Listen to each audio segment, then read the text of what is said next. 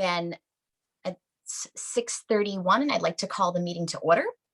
And I will begin by turning it over to Dr. Burnham to confirm member access. Good evening, everyone. As a preliminary matter, this is Dr. Burnham, Superintendent of Schools. I will do a roll call to confirm that all members and persons anticipated on the agenda are present and can hear me. Members, when I call your name, please respond in the affirmative. Chairperson Wendy Bertrand. Yes. Vice Chairperson Carol Ashambo. Yes. Secretary Laura Kelly. Yes. Mr. Brian Leighton. Yes. And Miss Sophie Shapiro has not joined yet, correct? Yes. Just popped in. Ms. Sophie Shapiro. Yes. Staff, when I call your name, please respond in the affirmative. Recording Secretary, Ms. Susan Summers. Oh, had to find unmute there. Yes. Business Manager, Mr. Michael Cassidy. Yes. And our Director of Facilities and Grounds, Mr. Londa. Yes. Okay, I'll turn it back to you now, Mrs. Bertrand.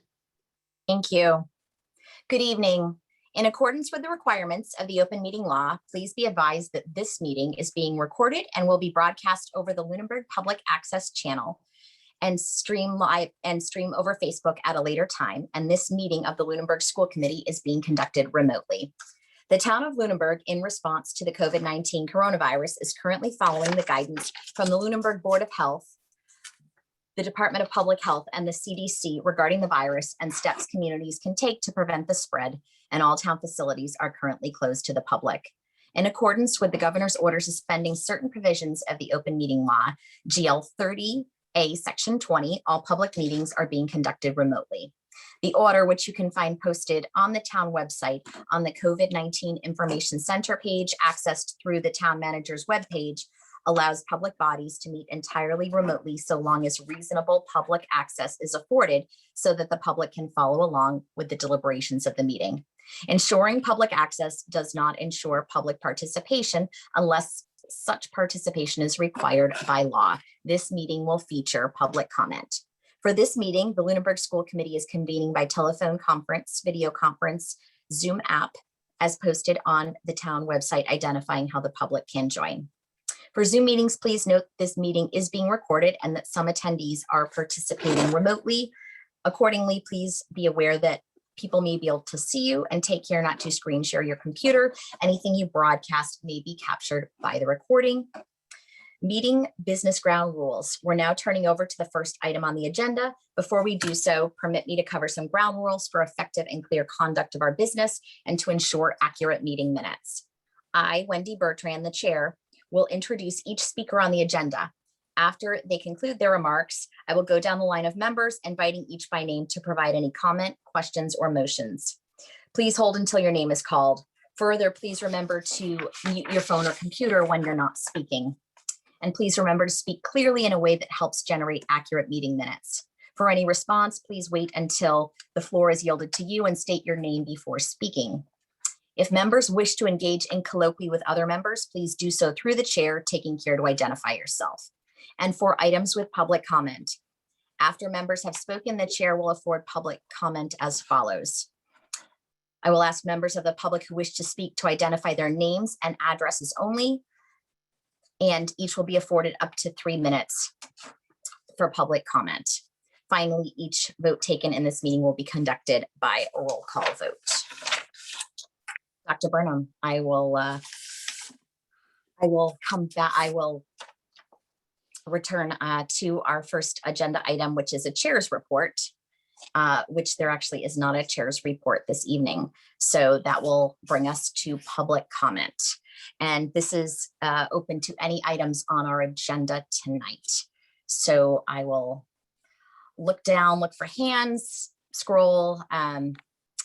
Just remember everyone to please identify yourself by name, name and address. And I'm looking, I'm not seeing any hands raised. Yeah, Mitchell Blank. I'm scrolling next. I'm scrolling. I was looking on the sidebar there, but I'm scrolling. So take care of Ms. LeBlanc. Thank you. Sorry, I sometimes think with my hair, I'm going to be noticed by everyone, but I should have made it bigger tonight for you. Thanks. Good evening, everyone. My name's Lisa LeBlanc, and I am the president of the Lunenburg Education Association.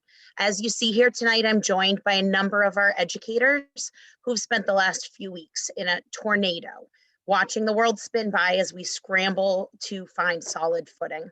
Messages of MCAS testing still on, bring back K through 5, bring back K through 12, vaccination eligibility, lack of vaccination access, lack of subs for vaccination appointments if found, have all flooded our brains while we continue to manage our remote and hybrid job requirements. The very beginning of the year, we promised to keep the students, parents, and community members safe by making clear health and safety guidelines in our schools. We have successfully done that while constantly adapting, while pivoting our mode of instruction repeatedly. Every day since September 16th, we have kept our buildings open in a hybrid model. We have also increased in-school time for students who need it the most across all grade levels. We took on live streaming, so all students had face-to-face interaction with educators every single day. A full return should imply that there's some relief for educators, with the idea that being able to go back to business as usual, but that's not the case. Many will still remain live streaming, fully remote, or quarantine students into a full class. We understand that these mandates forced on the district by the state have caused sleepless nights and infinite frustration for our building and district administrators. We know the pressure put on school committees to make decisions to bring students back into the classroom. But behind all of it is what the educators know. We know that a return to full in-person will not look like regular school. We know that finding adequate space for returning students and educators changes a lot of things for a lot of people.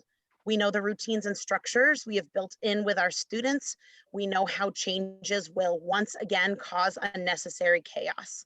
The plans in each building, certainly the 2 buildings who have not been mandated to return by April 5th, have not been fully developed and worked through with those who ultimately know what we can and cannot do inside a classroom, the educators.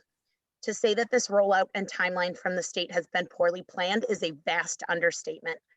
It really shows all of us that those who make so many decisions about education don't truly know how it functions. These changes impact everyone, but the timeline doesn't even allow for the adequate planning by many educators and families. The majority of our educators are parents themselves. They also have felt pressure to change childcare plans without time or direction, while weighing the plans for full return to schools without the necessary information to make informed decisions about health and safety. It's been tremendously unfair to our educators in 6 through 12 that they only learned about the district's plans to bring their students back full-time much earlier than the state's recommended timeline in the same recent email that was sent to parents, rather than in building and district meetings. While we still have many concerns about returning our K-5 students and educators to a full in-person model before our educators are fully vaccinated, the idea of more than doubling that number of educators at risk is an unnecessary ask. We don't need to reach beyond what the state's asking when the vast majority of our staff will not be fully vaccinated until after April vacation. Please allow your dedicated educators the time to reflect, plan, and respond to all that's being asked of us. Thank you. Thank you. All right, I'm scrolling and looking. So please, if anyone, Dr. Burnham, if you see any hands that I don't, please, please definitely speak. I'm down the sidebar. There's still no comment, no hands raised on the sidebar.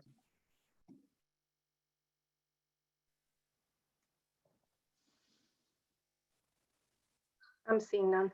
I'm not seeing any either, but I wanted to scroll, be sure. Okay. I am almost through. Yes, I do not see any other hands. So moving on from our public comment.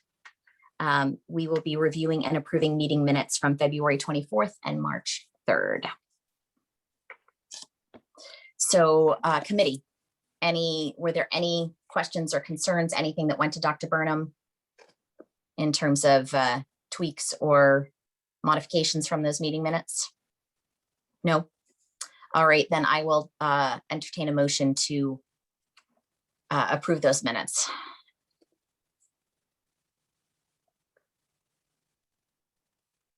Do we have any? Ms. Archambault? This is Carol Ashambo, and I think I missed it. I missed it.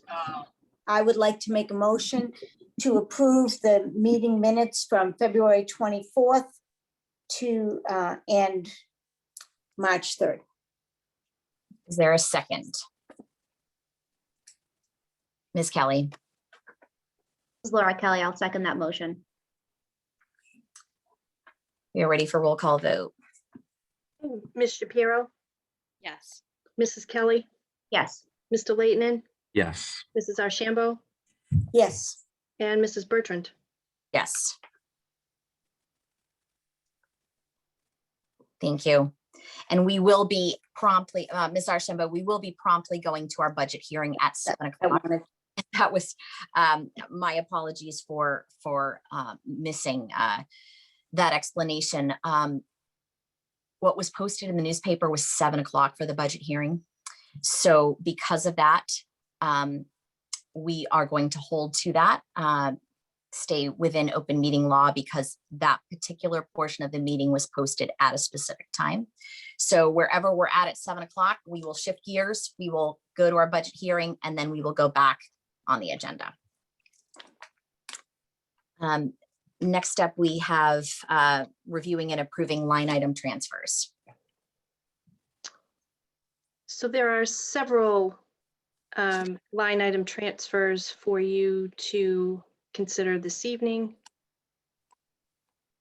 The first in the amount of $8,921.91 being taken from the primary school computer contractual line and moved to the primary school furniture and equipment and primary school general supplies. And the transfer is so that the school can purchase furniture for student use upon return to a 5-day school week, for outdoor seating, chairs and accessories and items to keep classrooms mobile, clean, and organized, and the purchase of general supplies to transition back to 5 days per week.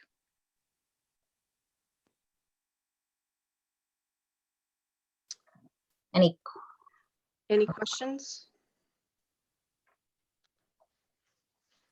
in the committee? No questions? If there are no questions, I will take a motion. Ms. Kelly? This is Laura Kelly, and I'll make a motion to approve the line item transfers that Dr. Burnham presented. Is there a second? Ms. Shapiro? This is Sophie Shapiro, and I second that motion. Roll call vote. Ms. Shapiro, Yes. Mrs. Kelly, Yes. Mr. Leighton, Yes. Mrs. Archambault, Yes. and Mrs. Bertrand. Yes. And the next line item transfer is taken from several lines in the amount of, the total amount of $6,034. We're taking from the new furniture and equipment line, the band and music supplies, special ed instructional material, library expenses, art supplies, workbooks, elementary school choral accompanist expense line, guidance supplies, office supplies and materials, and math supplies. To move to contracted services, this transfer will reconcile a negative balance to purchase online services for students, and those are Brain Pop and Ed Club. Do you want to take that separately, or do you want me to review the others? Well, we can take them together. Okay. The next transfer is in the amount of $17,157.83 taken from the natural gas heating charge line, the emergency expenditure line, and moved to maintenance of building contract and telephone charges. The proposed transfer will fund repacking hydraulic cylinder and repair of check valves to the elevator at the middle school. The balance of the natural gas is sufficient for the remainder of the school year, and the transfer will also eliminate a negative balance in the telephone account.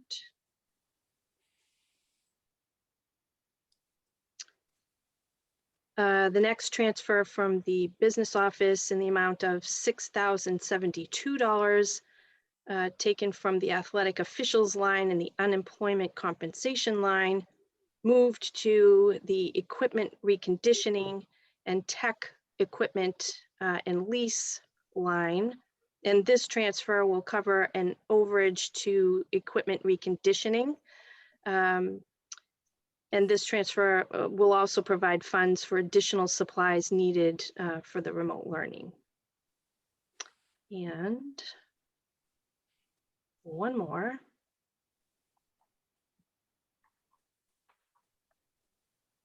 The last is in the amount of $500 taken from the middle school office supplies line, moved to the computer contract services line, and the proposed transfer will support the IXL math subscription.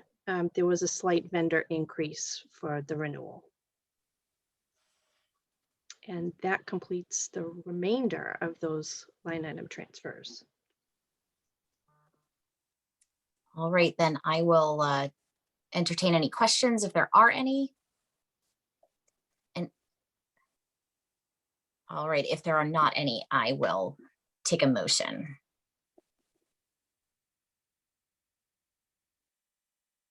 Ms. Shapiro. Sophie Shapiro, and I move to accept the line item transfers as presented by Dr. Burnham. Is there a second? Mr. Leighton.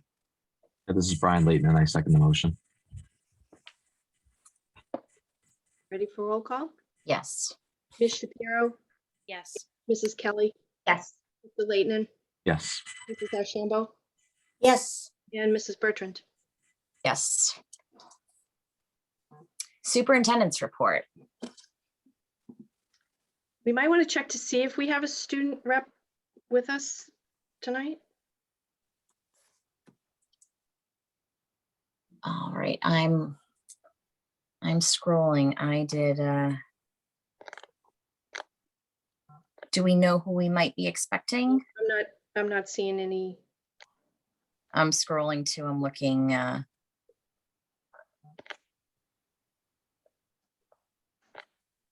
am not seeing a student representative.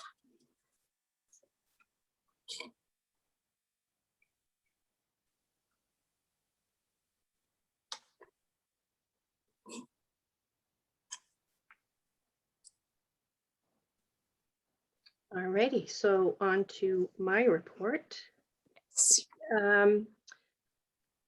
Kindergarten registration update. We currently have 94 kindergarten registrations. That's a number more typical.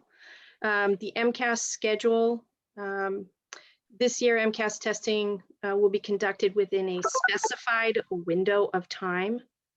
Grades 3 through 8 will test between May 10th and June 11th. Grade 10 ELA and math will be administered between May 3rd and June 4th.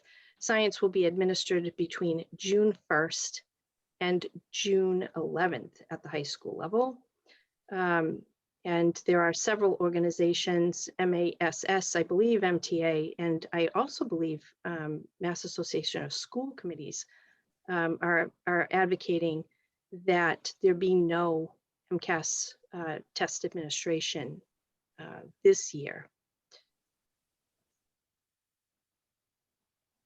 And just a reminder for families that there is an early release PD day on March 31st. Students will report to school on their cohort day for the morning and have additional instructional materials and assignments to complete online in the afternoon. It will be a full day of instruction for students. And that is all I have for you this evening. Thank you. Committee members, would anyone like to put forward a motion to move out of order?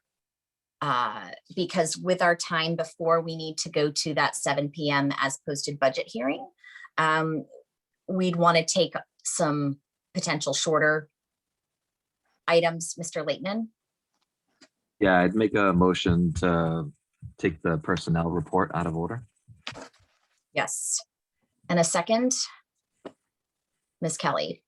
I'll second that motion. Thank you. Roll call vote? Ms. Shapiro, Yes. Mrs. Kelly, Yes. Mr. Leighton, Yes. Mrs. Archambeau, yes, and Mrs. Bertrand. Yes. Thank you. So we will move to our personnel report and come back to the budget hearing and the vote to change learning model items. So Mr. Cassidy. Good evening, everyone. This is Mike Cassidy, business manager. What is in front of the school committee tonight is, I guess it's the quarterly personnel report. In this report, we've identified many of the recent retirements that have been announced within our district. So we're very, very excited for our staff who've worked very hard to get to the point where they can retire. Just to recognize them publicly, even though just want to remind the school committee and attendees that on, I believe it's on June 2nd, is when the school committee does recognize retirees. So I will announce and then we can recognize them at a later date. Tina Statler from the middle school. She's a paraprofessional. She retired February 26th. Laurie Zaris, a paraprofessional, longtime paraprofessional down at the primary school, retired on February 28th. We have 3 teachers and LEA members who have announced their retirement for June 30th, and we're very excited for them. Cheryl Nelson, the guidance counselor for the middle and high school, is retiring on June 30th. Sue Cavioli, guidance counselor over at Lunenburg High School, is also retiring on June 30th. And Sherry Borison, our grade 5 teacher at Turkey Elementary School, just recently announced that she is retiring. So we're very excited for our teachers that finishing the school year and will be enjoying their summer. Finally, very important announcement on a retirement. And he's here present tonight. John Launder, the Director of Facilities and Grounds, is retiring November 26th, 2021. He wanted to give us plenty of time to post his position and be part and participate in the interview process to fill his replacement. And he really feels compelled to set the district up with a replacement. So John is a colleague of mine, so I want to wish him the best of luck too as well. So in addition, the personnel report reflects on some of our new hires and our resignations over the last couple months. So with that said, I'd like to submit this report as a report of progress to be accepted and voted on by the school committee. Excellent. Committee members, any questions before motion? Mr. Leighton. Thank you. Thank you, Mr. Cassidy. I did have a question. I know it's been a unique time in this past year with hiring too and freezes. I didn't know if you could give us kind of a breakdown of how you see the timeline for posting the new open positions.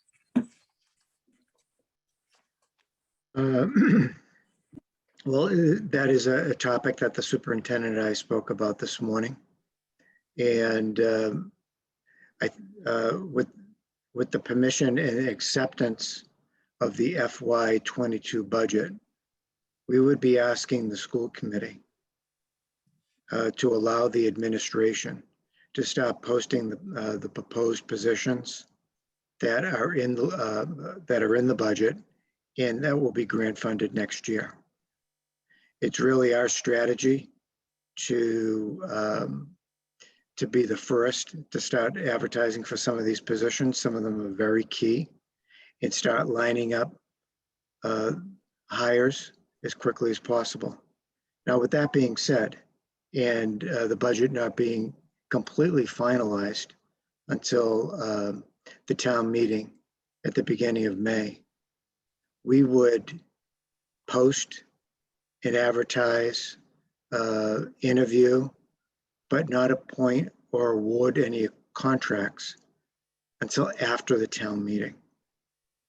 Just so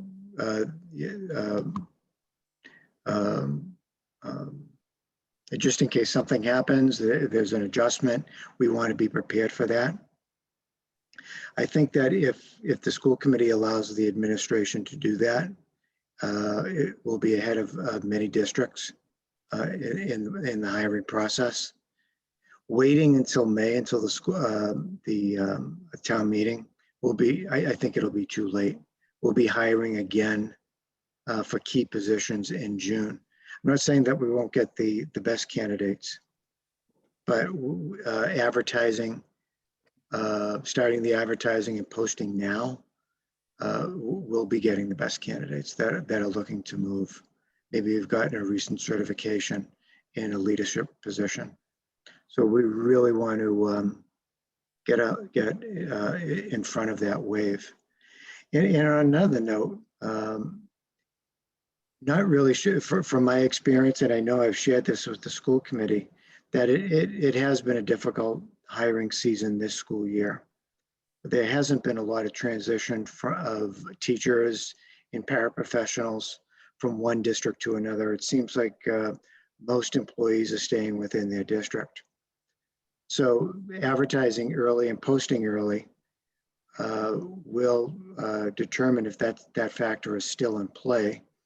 And we may end up extending some of these postings later and longer, just to increase the applicant pool. So thank you for bringing that up.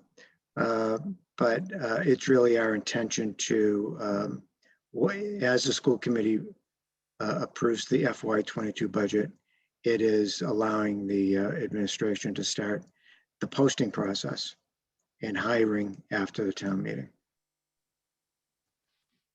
Thank you. If there are no further questions from the committee, I will take a motion to accept this report. Ms. Archambault. Oops, hit the wrong button. I would like to move that we accept the personnel report as presented by Mr. Cassidy this evening. And is there a second? Mr. Leighton. Brian Leighton, and I second the motion. Roll call vote. Ms. Shapiro? Yes. Mrs. Kelly? Yes. Mr. Leighton? Yes. Mrs. Archambault? Yes. And Mrs. Bertrand? Yes. Thank you, everyone. Thank you.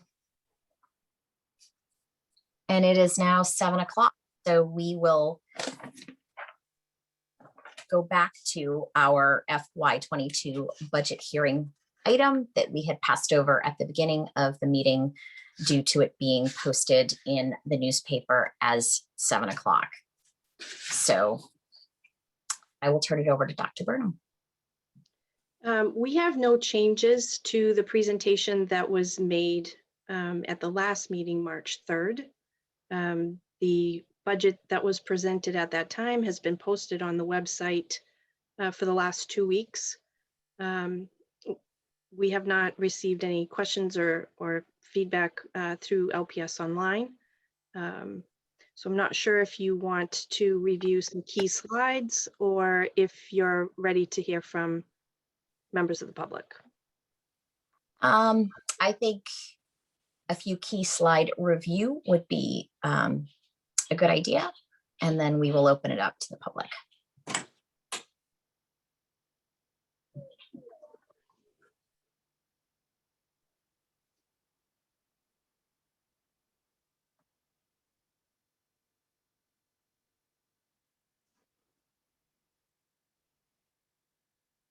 Dr. Burnham, I opened the slides for you. Can you see them? Oh, sorry, Liz. I was trying to open them myself too. Thank you. Sure. Let's move forward a good handful of slides, Liz. I'm not sure which slide number, Okay. but it's well down the list. Okay. Is it Nope, which one? continue. Continue? Okay, slide 17, I think. 17. So that's the overall breakdown of the proposed, the recommended FY22 school department budget, an overall 2.5% increase.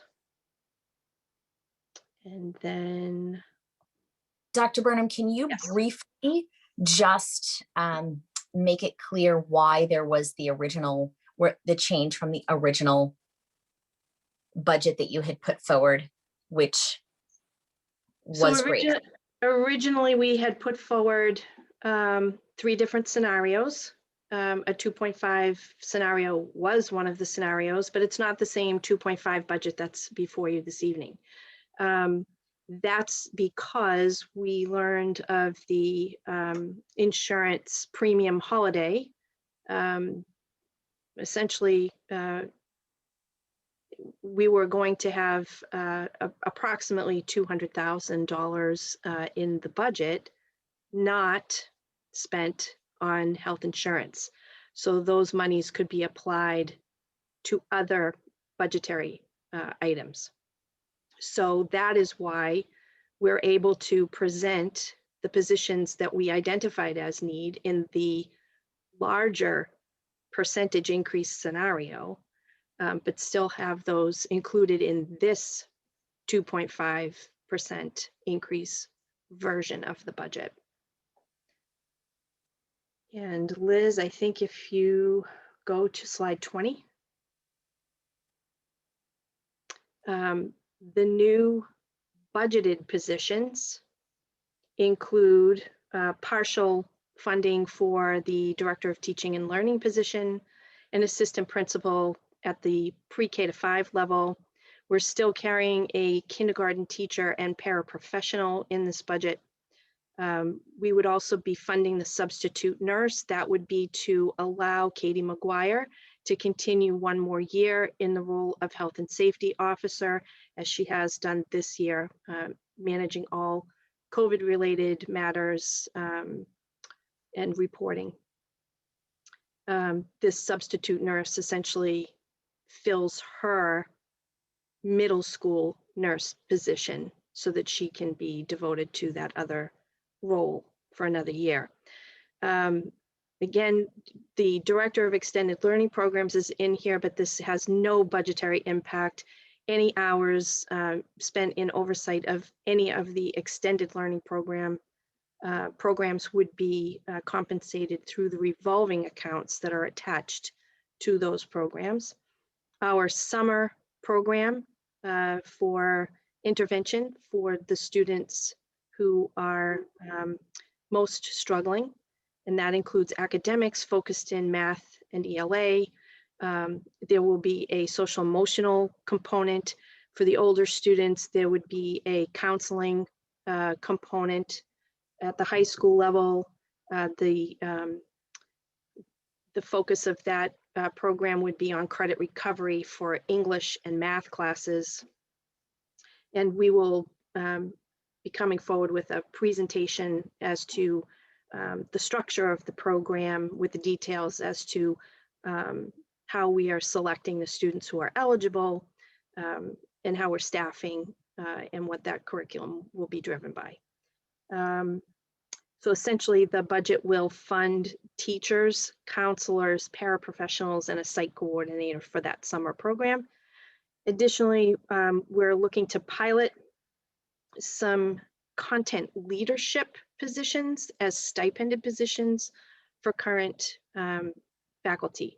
Those would be K-8 in the core content areas of ELA, math, science, and social studies, and K-12 for those special area curriculum, art, music, health, PE, library, media, and technology. Liz, the next slide. And then there were some new positions that would be offset by reduction of other positions.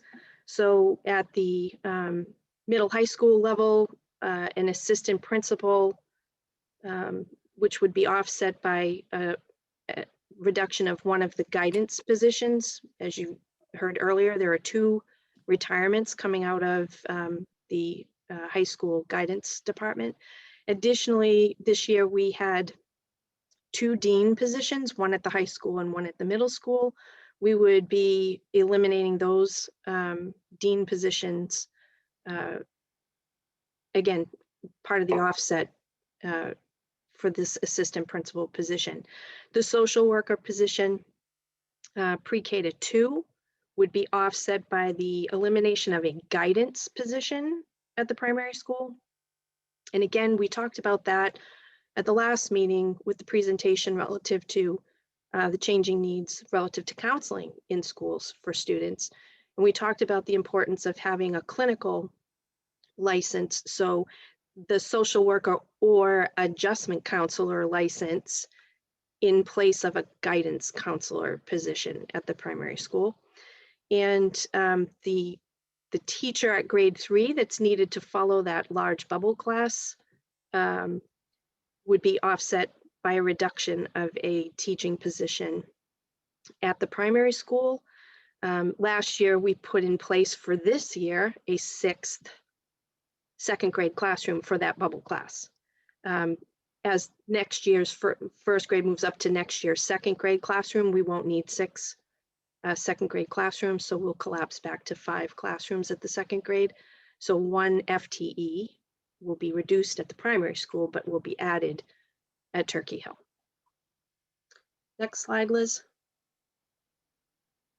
And then, just for reference, back to some of the other positions that we identified as need that will not be included in the budget, but I think it's worth noting that we will be able to fund these positions with grant monies, and that's a 3rd social worker for the district to support and service Turkey Hill Elementary School and the middle school.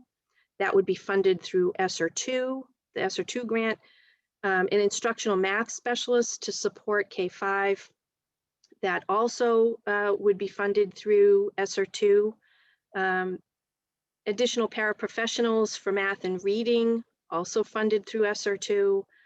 The part-time psychologist, the school psychologist position that we put in play this year, we would continue and fund through the special ed grant. And lastly, some additional tech support in our IT department would also be funded through ESSER 2. And I think that hits the highlights.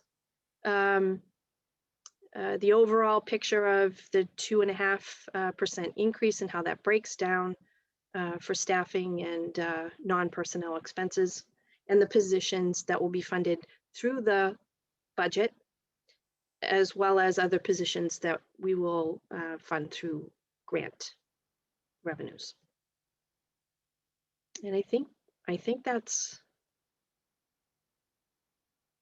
all I need to cover at this point, unless you have other questions or specifics that we want to review elsewhere from the presentation last meeting. Any committee questions? Dr. Burnham, quickly before we open it up, can you go back one slide to 21? Mm-hmm. And just discuss the offset in number one, how those reductions will be managed? Sure.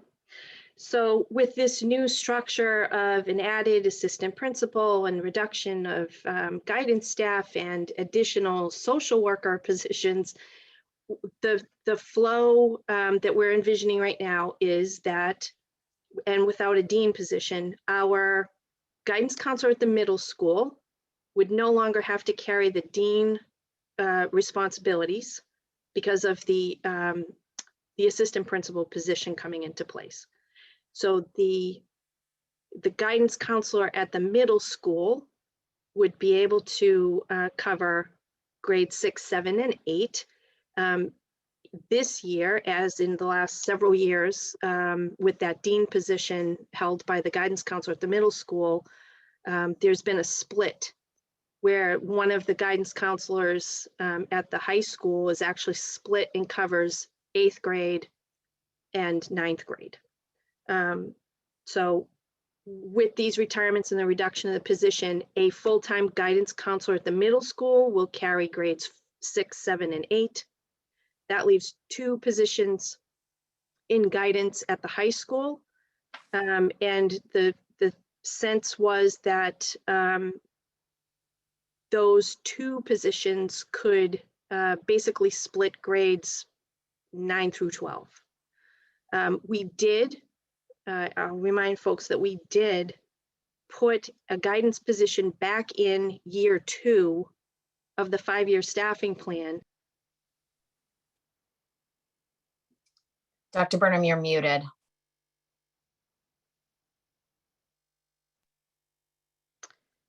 So we did put a guidance position back in year 2 of the 5-year staffing plan in the event that this model is not sufficiently staffed and we need to restore a guidance position.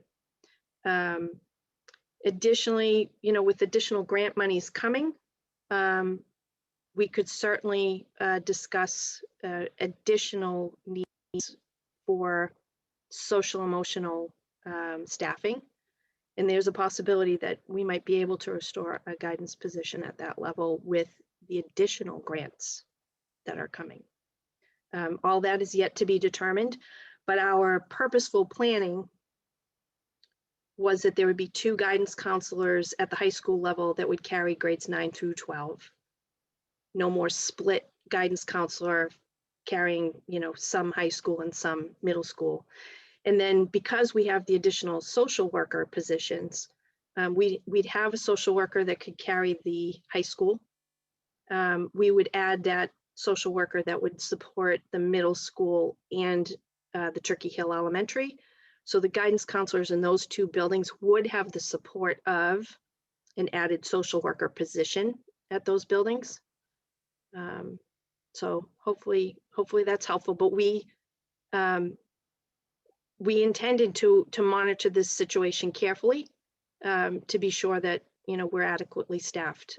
We believe that this will work, but we'll have eyes on it. And if it is not adequate, we will be back with a different recommendation for next year or sooner, depending on additional grant fundings and how they might be used. Thank you. All right, if there are no other committee questions, I would open up the floor to anyone who has questions. Any members of the community. At this moment, I'm going to look for raised hands within Zoom, and then I will take it down the line looking visually for them as well. Any questions regarding any part of the presentation, the specifics in any of the slides that Dr. Burnham presented again tonight? I didn't see any hands raised, so I am scrolling at the moment just to ensure I don't miss anyone.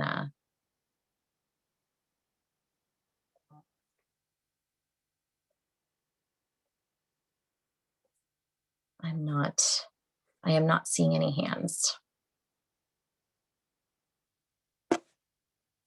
Nor am I. A little more to scroll. Okay.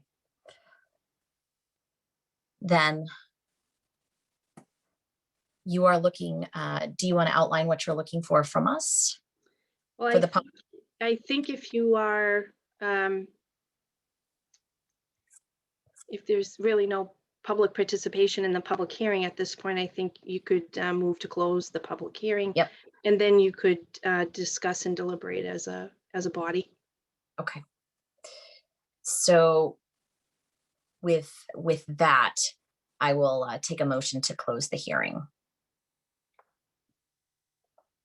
Ms. Archambault.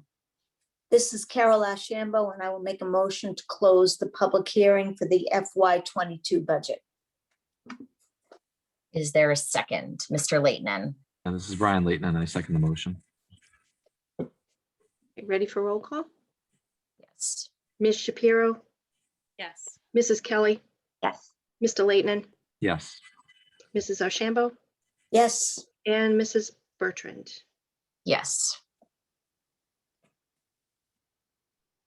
So now that the public participation piece is closed, we certainly can have a conversation among the committee, questions, deliberations, thoughts.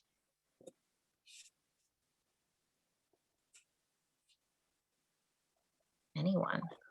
We've had several opportunities to look at this budget. This is certainly far from our first time looking at it, or far from our, we've seen it in this form prior. But any other, Mr. Leighton? I would just add, I want to thank the superintendent and the administration for the presentations over the last few school committee meetings. I think it can be frustrating to keep continuously seeing a 2.5%, but I think we've done a great job. You've done a great job with that 2.5%. And I hope that in the future, we'll see more federal funding, we'll see more state funding, and we can hopefully have the town as well increase that 2.5%.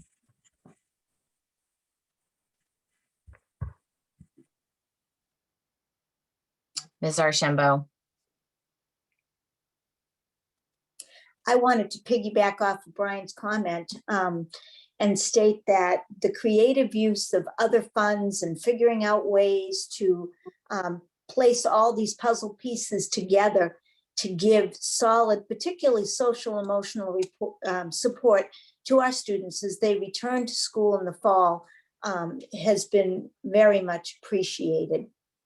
And that realizing that as we look at the FY23 budget next spring, unless the state and the federal government really help, we could be singing a different song. But the way it looks right now, it will give our students a very good start to their fall as they return.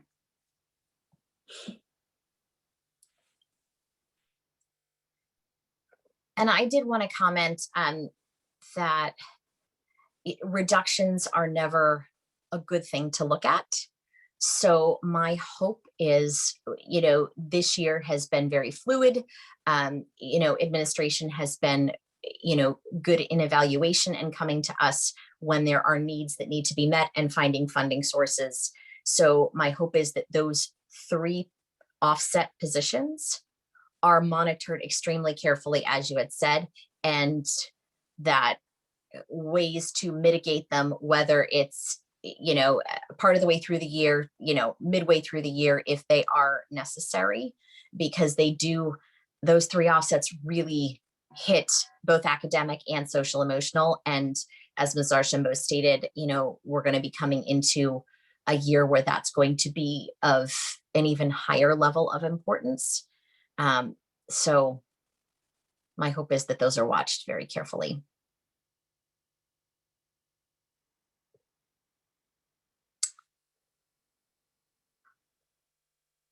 If there are no further comments or deliberation from the committee, we would be looking to vote, as tomorrow night, Dr. Burnham is looking to present an approved budget to the Finance Committee. So that is where we're at the moment, looking to to take a vote here. Mr. Leighton. I'd make a motion to approve the FY22 budget as presented. Is there a second? Ms. Kelly. This is Laura Kelly, and I second that motion. Ready for roll call? Ms. Shapiro, Yes. Mrs. Kelly, Yes. Mr. Leighton, Yes. Mrs. Archambault, Yes, and Mrs. Bertrand. Yes. Thank you all very much. Thank you very much. Thank you. Now we are coming back to where we had left off, which was item 9 under new business and action item A, which was vote to change learning model 6 through 12 hybrid to full return.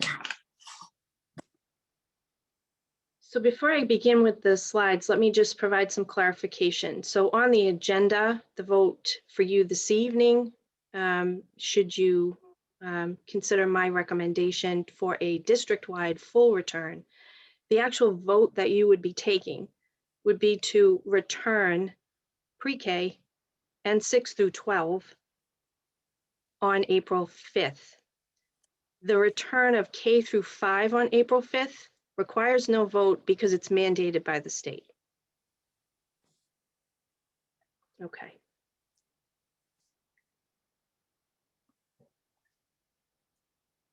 All righty.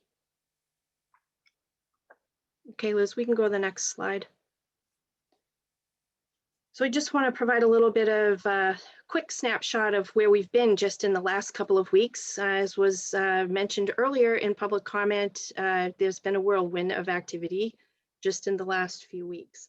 I think it's important to note that this is before you this evening, because if you read through the guidance that the commissioner put out, he publicly stated that he wanted a 2-week, at least a 2-week notice for a change in model. So if we are going to move forward with a full return of the entire district on April 5th, we really do need to make that decision this week so that we can provide the proper notice as requested by the commissioner for our staff and our students and our families. So it was Tuesday, February 23rd that Commissioner Riley announced his plan to return all students to school.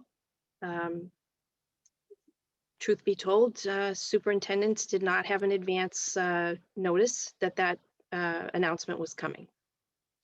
Friday, March 5th, the Board of Elementary and Secondary Education voted to approve Commissioner Riley's plan.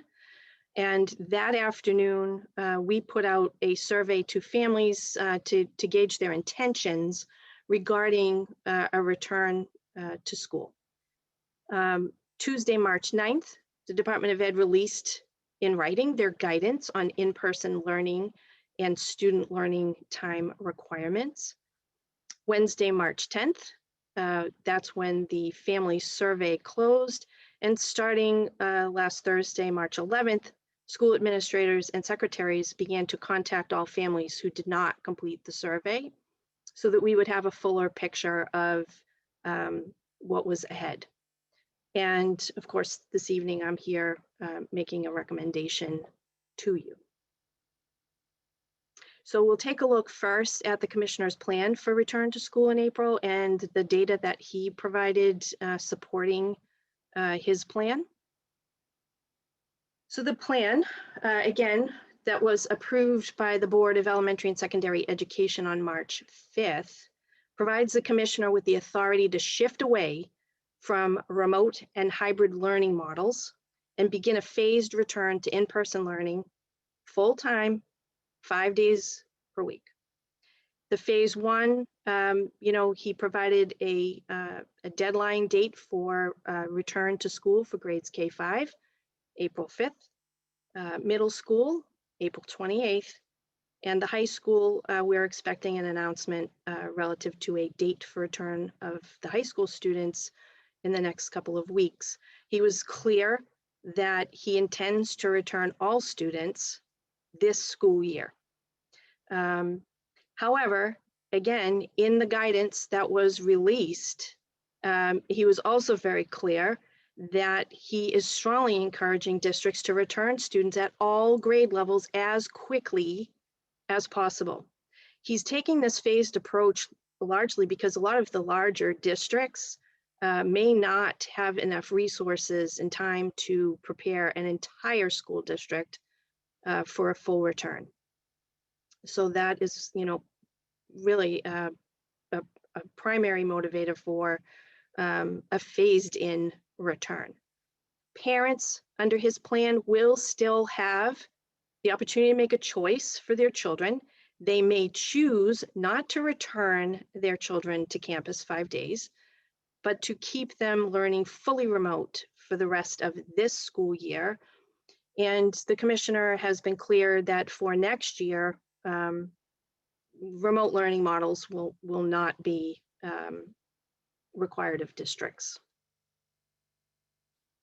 There's been a lot of question around remote hours. There's confusion because you hear remote learning and remote hours don't count. So I just wanted to be able to provide some clarification here.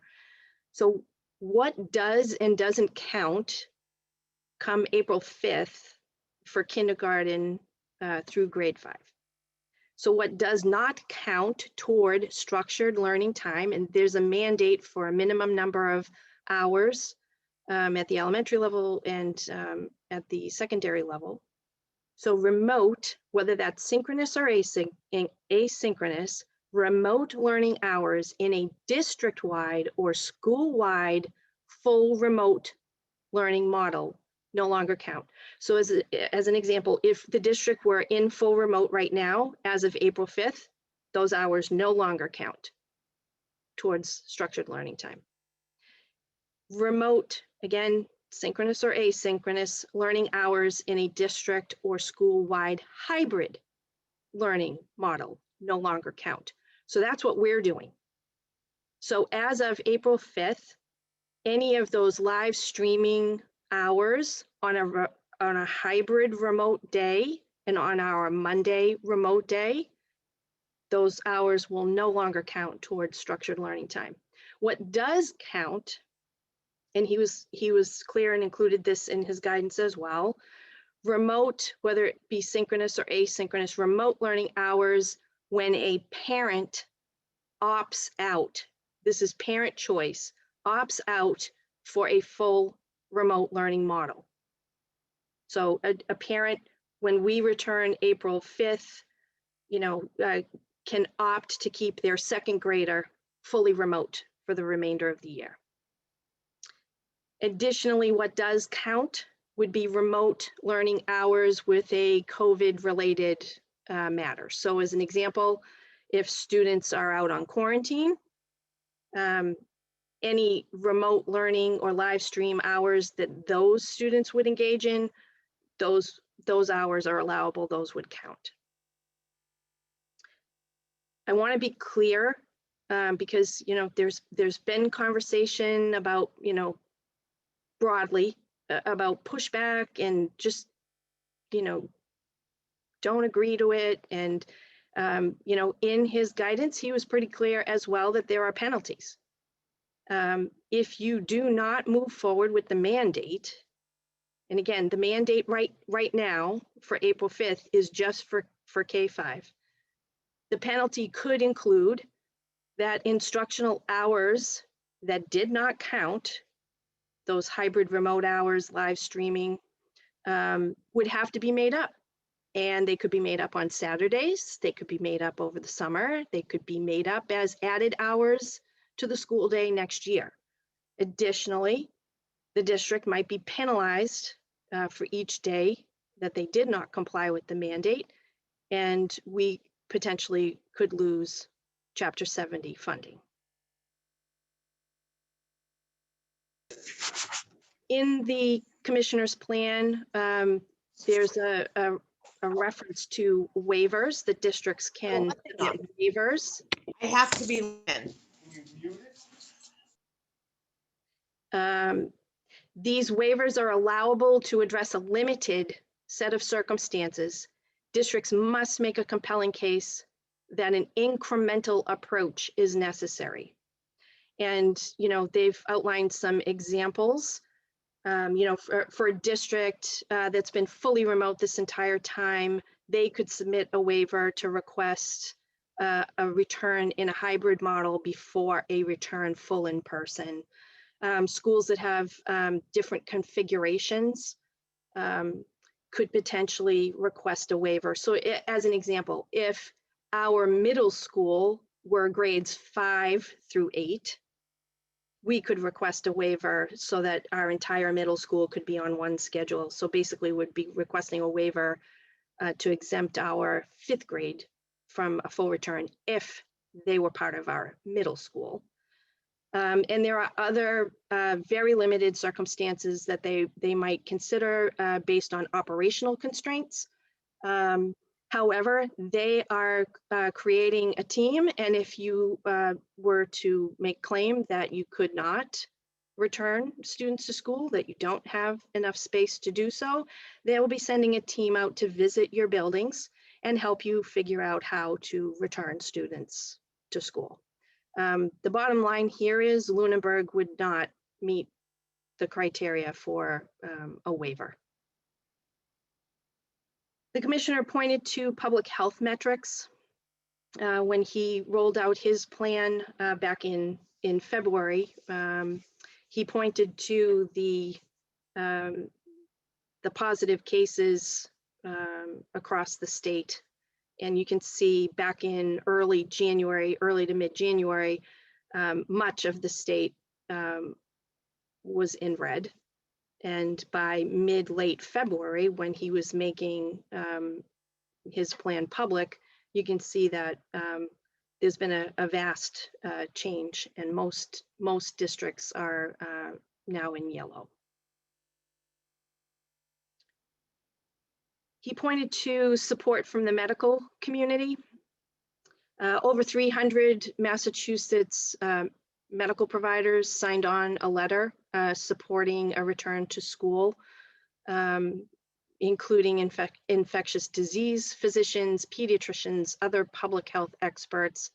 Their feeling is that mitigation measures work, including a distance of 3 feet between students. The key there is that everyone remains masked. Massachusetts followed the guidance that was put out by the commissioner last summer and implemented broad, effective mitigation measures throughout the state. They have gathered data since schools opened from all kinds of schools, charters, privates, parochials, and what they've seen in the analysis of that data is that you can operate safely with as little as 3 feet of distance between students, and that the data indicates that in-school transmission is exceedingly rare. They also cited the risk to students of not being in school. Students are feeling more isolated learning at home. This can lead to more mental and physical health issues. And they are seeing an increased rate of trauma that is not accident related.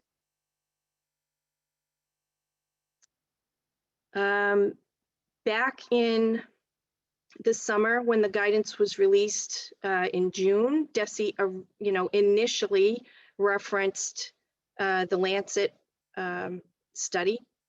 And what you can see in the graphic there is that the distance, they've got it marked here on this graphic as 1 meter or 2 meters, which essentially is 3 feet or 6 feet.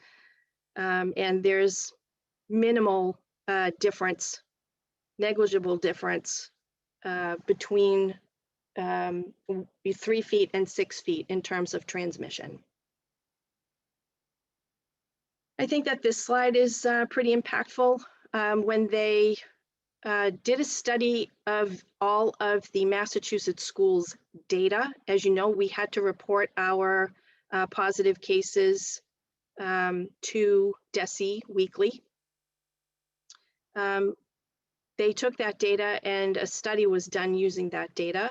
And essentially that study demonstrates that 3 versus 6 feet of distance, really, there's no difference.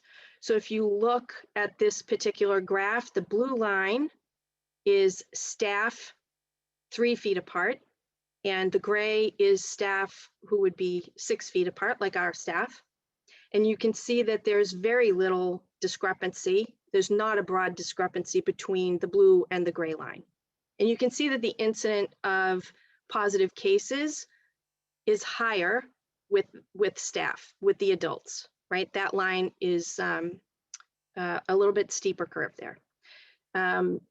The orange line would be students at 3 feet distance, and the yellow is students at 6 feet distance. And again, those lines pretty much mirror each other. And you can see that the incidence of positive cases amongst students, and this is students of all ages in the public schools, there really is not a difference in terms of transmission and positive cases. So considering a full return to campus learning model in Lunenburg, and what does our supporting data look like? I'll start by reminding everybody that when we presented our reopen plan to the school committee and presented that publicly at that meeting, we recommended a hybrid return, and we indicated that there were some significant hurdles to a full return to campus. And they really largely focused in 3 areas. We knew that we were going to have a challenge in transporting all students to and from school with the guidance at that time that allowed for only 1 student per seat on the bus. We also were struggling with limited space in the cafeteria when we were trying to seat students 6 feet apart so that they could take off their masks safely and eat their lunch. And we also were aware that there was discrepancy between the guidance that came from DESE, that 3 feet of distance was safe in the classroom, versus the guidance at that time, and still actually from the CDC, called for 6 feet of social distancing. So with that discrepancy, there was unease and some reluctance to trust that 3 foot of distance would be safe. And you may recall when we presented, we wanted to make sure that everybody understood that our top priority was the safety of our staff and students while they were at school. So those 3 things presented a challenge. Now with the relaxing of transportation guidelines, identification of additional spaces for lunch seating indoors, along with the weather allowing for outdoor lunch seating in the months ahead, and the new research that supports the safety of 3 feet of distancing, our biggest hurdles to a full return have been addressed. So talking about the lunch seating, we will utilize outdoor seating, weather permitting. We are exploring the availability of rental tents for additional covered outdoor space for the remainder of the year. Other indoor spaces that we've identified as possible locations for additional lunch seating include the collaboration rooms at the middle high school, music room, mini gym, classrooms off the library, all possible locations to set up additional lunch seating. So with this, you know, this will enable us to maintain that 6 feet of distance during lunch without having to add any additional lunch blocks. You might recall that that was a challenge for us back in August. We were looking at having to add lunch blocks and starting lunches at 9:30 a.m., which was far less than desirable. Potentially, this may require and likely will require some purchase of additional weather-resistant tables for outdoor seating, as well as the cost of rental of tents. So the new transportation guidance that came out in February Masks still for everyone on the bus and while waiting to board the bus at the bus stop. Important, nose and mouth must be fully covered at all times. And as has been the case all year long, masks can be provided should be provided by the student and family, but the districts have been providing some disposable masks for each bus, honestly, since we returned in September, and we would continue to do so. Relative to the physical distancing, basically at this point, they are dropping any capacity limitation. The key is that while on the bus, students must remain masked and the windows must be open. Students can sit 2 to a seat.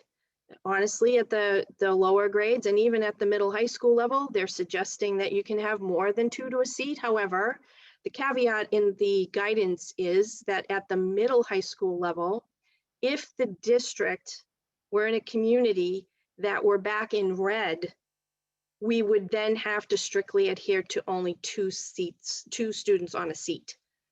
So, you know, that gets complicated in terms of managing who is it that has to, you know, not ride the bus on Friday if we find out on Thursday that Lunenburg is back to red. Next slide, Liz. So we've taken a look at this, considering 2 students to a seat.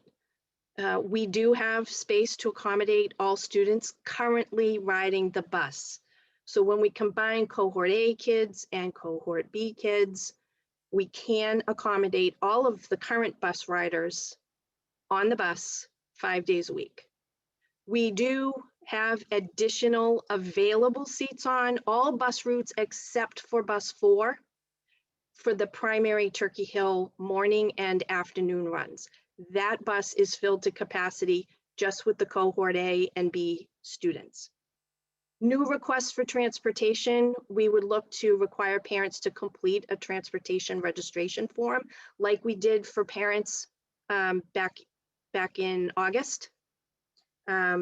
We would put any new requests on a wait list, and we would work to fill those seats as quickly as possible. But I want to be clear, there are no guarantees that new requests can be accommodated. We have a limited number of available seats on the bus routes. So I just want to be clear for parents that it is not a given or a guarantee that we can accommodate all requests. So I'm recommending that we stick to that limit of 2 students per seat on the buses, and that we accept new requests for transportation. And as we determine how to award those available seats on a bus route, first priority would be given to any requests where the riders live 2 or more miles from school, because that's a state mandate. Then we would look to fill seats with the school committee policy of transporting students who live 1.5 miles or more. And then lastly, we would look to honor requests for any families that live inside of that 1.5 miles. We have, because we have had space available in the past, we do transport some students who live inside that 1.5 miles. As you know, it's a challenge in town. There aren't a lot of sidewalks. So we have, you know, upon occasion, also transported students who live inside, but those would be the last requests to be filled. Mitigation strategies. I think that we've all seen the 5 W's sent home on multiple messages to families and to staff. We have been practicing all of these: wearing masks, washing hands, hand sanitizer, watching distance. Again, we've been keeping that 6-foot distance. We have had very good compliance with, you know, when you're sick, you stay home. Contact tracing is a very important strategy here as well. And our nurses have done a fantastic job of doing contact tracing, but we've always encouraged folks that if the Department of Public Health calls you, please do answer the phone. Additionally, mitigation strategies that were outlined in the guidance back in the summertime around disinfecting and ventilation. And later this evening, you'll hear an update on our air quality from Mr. Londa. So really, we're going to keep those mitigation strategies in place. Masks, they must cover the nose and the mouth. This is something that we must be very vigilant about, and it must be enforced. And what we're learning over these last many months is that multiple layers of mask actually do increase the efficacy of trapping particles, greatly reducing the amount of particles that can actually get into the air. So we would encourage that folks make sure that they are using masks that have multiple layers and potentially even doubling up on a mask. We do have 1,000 adult size and 1,000 student size cotton cloth masks available at the school. So if staff or students should need a mask, we can provide one at school. We've been using hand sanitizer. It's available at the school entrances, the cafeteria, offices, and classrooms. We've been disinfecting the bus, the classroom, common areas in the building, particular attention to high touch surface areas, and we will be purchasing additional cleaning equipment because we recognize with return to school being occupied 5 days a week, there will be an increased need for spraying in the building, as well as at the middle high school level where students transition classrooms with additional desks in the classroom needing to be disinfected between classes. There's some equipment that we're looking to move forward with that will help expedite the cleaning of desk surface area. Increased ventilation. So we're back to great weather again. Spring is here. Well, maybe after the snow on Friday. We hope that spring is here. So opening the windows again, both in the school and on the bus, making sure that when folks are in the cafeteria, windows are open, doors are open, and we plan to have large drying fans positioned in the cafeteria to help exhaust air and keep the air moving out the door and drawing air in from outside. Contact tracing, as I said multiple times, our nurses have done a phenomenal job of taking on that contact tracing, and I think it has been one of the key things to the success of the operation of the district these many months. That contact tracing leads to quick quarantine and isolation for positive cases and anyone who's been exposed. The mitigation strategy that will change is that distancing. We're talking about 3 feet of distance between students. We will still set up classrooms so that teachers will have 6 feet of distance from the students. And again, with the reduction of the distancing here, we want to make sure that we are really vigilant and enforcing compliance with all of the other mitigation strategies as well.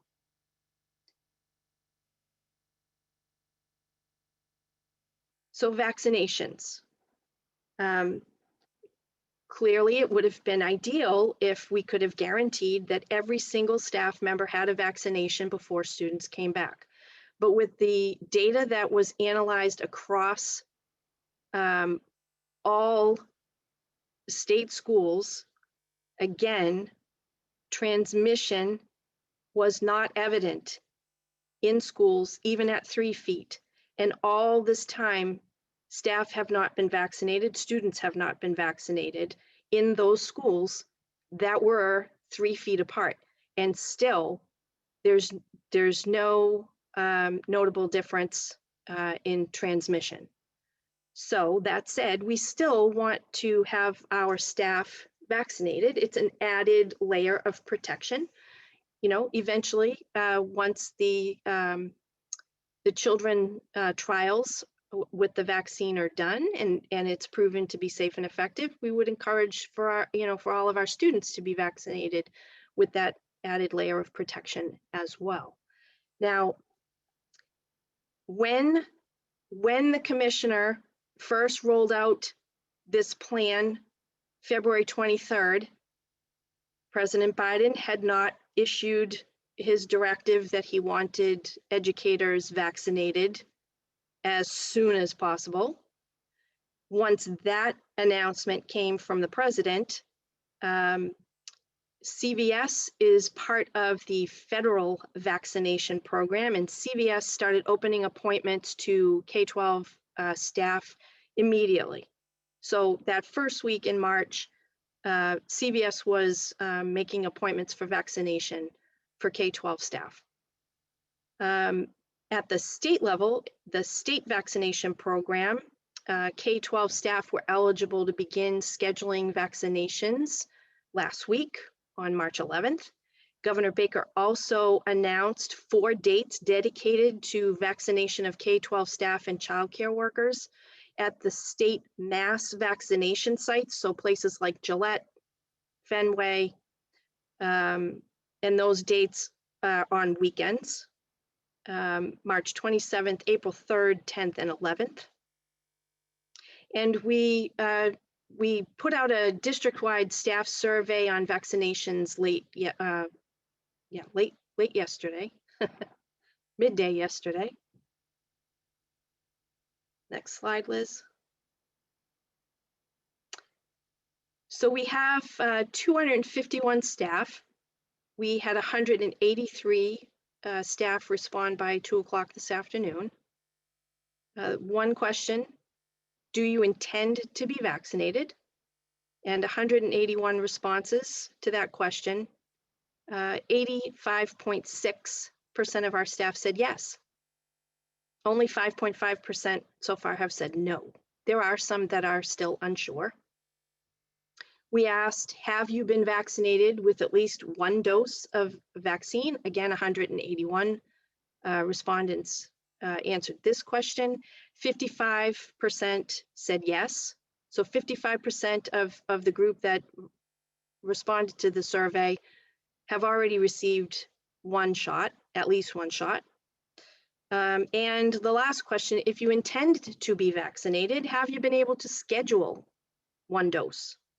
156 folks answered that one, and almost 74% of those folks said yes, they have been able to schedule 1 dose.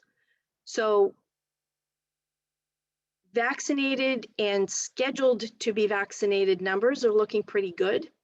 There is additional time remaining to schedule appointments and get vaccines in arms before a return on April 5th. At this point, with good momentum and prioritization for vaccinations of K-12 staff at the state level, we're seeing, I think, some good momentum.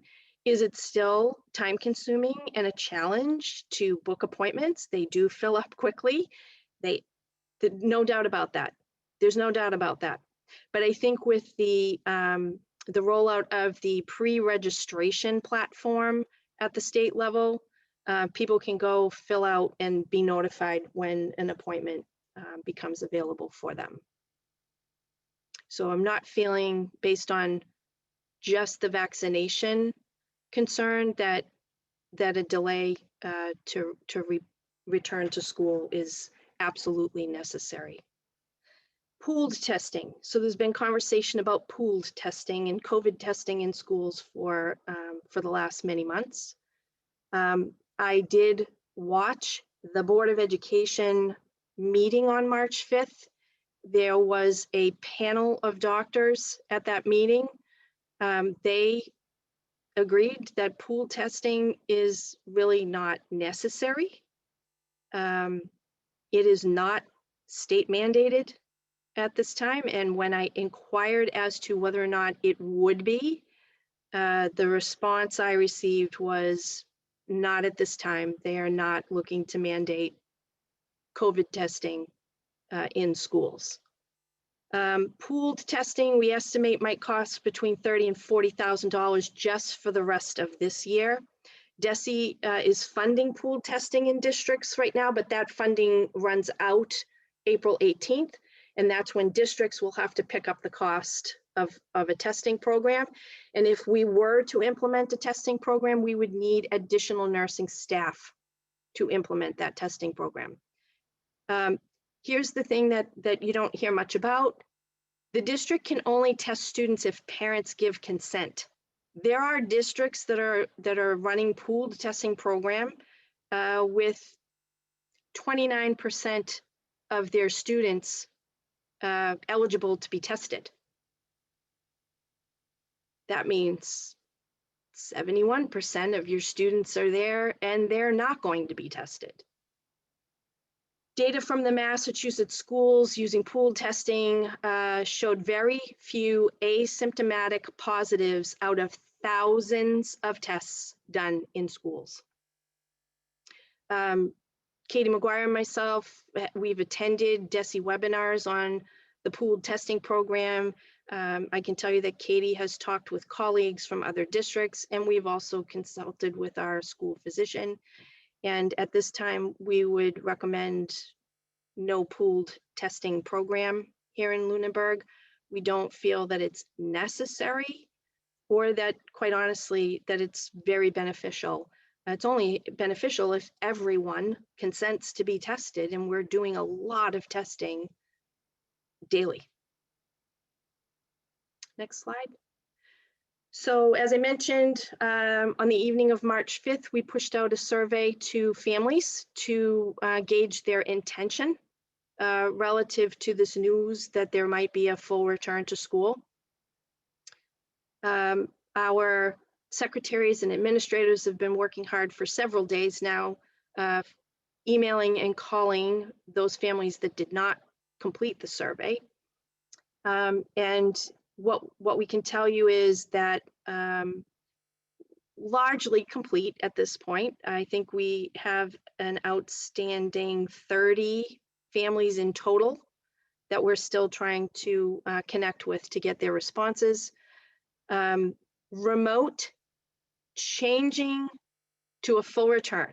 So students who are currently fully remote, who will agree to a full return 5 days a week to school, 23 at the primary school, 23 at Turkey Hill Elementary, 20 at the middle school, and 35 at the high school. Those currently in hybrid, coming to school 2 days a week, or in some cases, maybe even 4 days a week, because we have been on a case-by-case basis, bringing kids back to school 4 days a week if needed for either academic or mental health supports. So those currently in hybrid looking to change to remote, 0 at the primary school, 1 at Turkey Hill, 5 at the middle school, 27 at the high school. Those staying remote, 58 at the primary, 45 at Turkey Hill, 51 at the middle school, and 62 at the high school. And you might recall early in the year when we were talking about numbers of students remote in each building, the number was give or take around 100 in each building. So those numbers have come way down. We asked for those that were currently taking the bus to and from school, if they would continue to take the bus with the new guidelines. And right now, we're seeing no folks looking to opt out of transportation. You know, I am sending my child on a bus now, but I'm not willing to send my child on a bus with more kids on the bus. 0 at the primary school, 1 at Turkey Hill, 6 at the middle school, 9 at the high school. So I think that this data seems to indicate that parents are feeling either very comfortable at this point that the school would be a safe place to return their students full time, or you know, what they're seeing is that the negatives are potentially, you know, what they're seeing in terms of negatives with the remote learning is substantial enough that they're willing to trust that the mitigation strategies that we have in place will provide a safe environment for their kiddos to return to school. Next slide. And then as far as data on positive cases in the district, we have had a total of 73 positive cases in the district as of 8 a.m. yesterday morning. 47 students, 26 staff.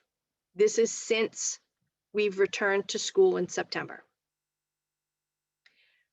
38 of those 73 were in the building in the last 7 days. And that's the criteria that the Department of Ed uses for reporting purposes. We have to report those cases where the individual has been in the building in the last 7 days. That means almost half of that 73 hadn't been in the building 7 days prior to finding out that they were positive. So of those 38 who learned that they were positive and had been in school, 16 of those, when we conducted contact tracing interviews, 16 of those 38 were determined to have had close contacts. That's inside of 6 feet.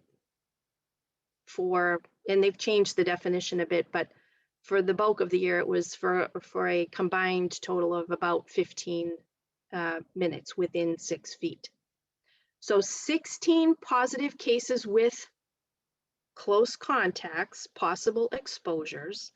Those contacts were 26 staff, possible exposure, 58 students, possible exposure in class, and 11 students, possible exposure on the bus. All of them were quarantined. Of all the staff and students quarantined, no transmission, no positive cases emerged. We've also been reporting since early November. We created that COVID dashboard to keep families updated on the number of cases in the school district. And you can see that on our dashboard, we also report the cases for the town. And you can see that the numbers are trending in a good direction for the town and for the school. So with all of that, I'm going to make a recommendation that we implement a full return to campus learning model for pre-K-12. We have to return K through 5 April 5th. What I'm saying is, based on all of the data, the research, the guidance, we feel that we can safely return not only K-5, but pre-K-12 on April 5th. And that is, given that we can now seat students 6 feet apart at lunch, we have more space to set up lunch seating and keep kids 6 feet apart at lunch. That we, because of the updated transportation guidance, we can transport all of the students that are currently taking the bus and then some. I may not be able to accommodate every new request for transportation, but we can accommodate a good number. And we know that we can provide that 3 feet of distance in the classroom setting. And given the new research that shows the safety of 3 feet versus 6 feet of distance, the research that indicates there's no clear spread of the virus in the school settings, whether at 3 feet or 6 feet, the improving public health metrics regionally and across the state, the accessibility to vaccine now for pre-K-12 staff. Again, I realize the frustration and the time spent to actually secure an appointment. I don't mean to minimize that and say it's easy. It does take time and effort to secure an appointment, but they are available. And again, given strict compliance with all of our other safety protocols, we've reached the conclusion that we can safely return all the students and staff to school. Getting students acclimated to being in school with more peers 5 days a week will be beneficial, not only academically, but socially and emotionally. And honestly, we're hopeful that a transition back to school full-time for the last quarter of the school year will pay off for a bit of an easier transition back to school in full in the fall for staff and for students. And lastly, you know, being fair to me is a pretty important thing. I feel that a return just for K-5 on April 5th creates inequities for staff in the district, as well as for students and families in the district. So I'm recommending all grades return on the 5th. So if approved, and again, your vote tonight is to bring back pre-K and 6-12 on April 5th. So if approved, all students pre-K to 12 would return to school 5 full days a week beginning on Monday, April 5th. Those students opting out of a full return would be required to complete an opt-out form. Those are the folks who are going to stay remote for the rest of the year. We will be offering building tours for the kiddos who have been fully remote, particularly important for those transition grades. So we had kiddos leaving the second grade, heading up to Turkey Hill, but they've been remote the whole time. They've never had an opportunity to see the building. So on the remote Mondays remaining in March, we're working to set up opportunities for students and families to come in and take a tour of the building and meet the principals. Again, if approved, all staff in remote assignments would return to the campus on April 5th as well. Any staff with health or other concerns about a return to campus should contact Mr. Cassidy immediately, just like they did back in July and August. And we will work with individual circumstances on a case-by-case basis. Additionally, we had opened that remote learning center classroom for students of our staff members who work in Lunenburg but live in another community and their kids attend school in another community. We've had that remote learning center classroom open at TCP since September, and it's been for our staff, and we have a few students, children whose parents work in town departments. Effective April 5th, that remote learning center would be closed because we were servicing grades that are now mandated to return to school. Additionally, all students currently riding the bus would continue to ride the bus now 5 days a week.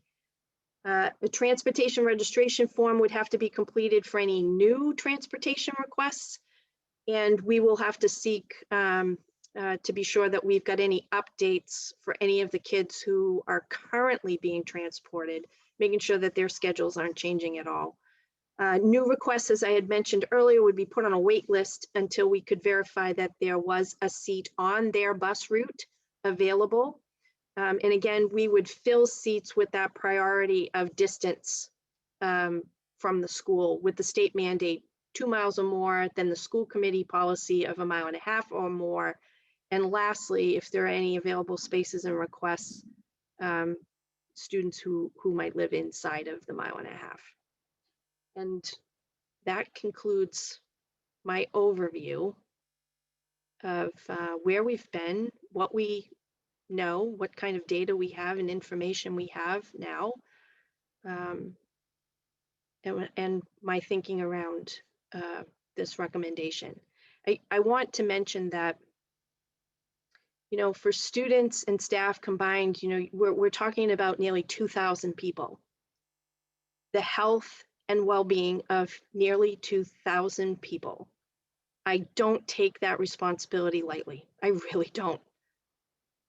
If I didn't feel like the data fully supported that this is safe, I would be sitting here in front of you with a different recommendation. But all the data that I've seen and thought carefully about since this news broke on February 23rd, I feel comfortable in talking with our health and safety leader in the district, our behavioral health leader in the district, looking at our in-district data as well as state data. I feel comfortable that we can do this safely. And I do think it's in the best interest of students and families.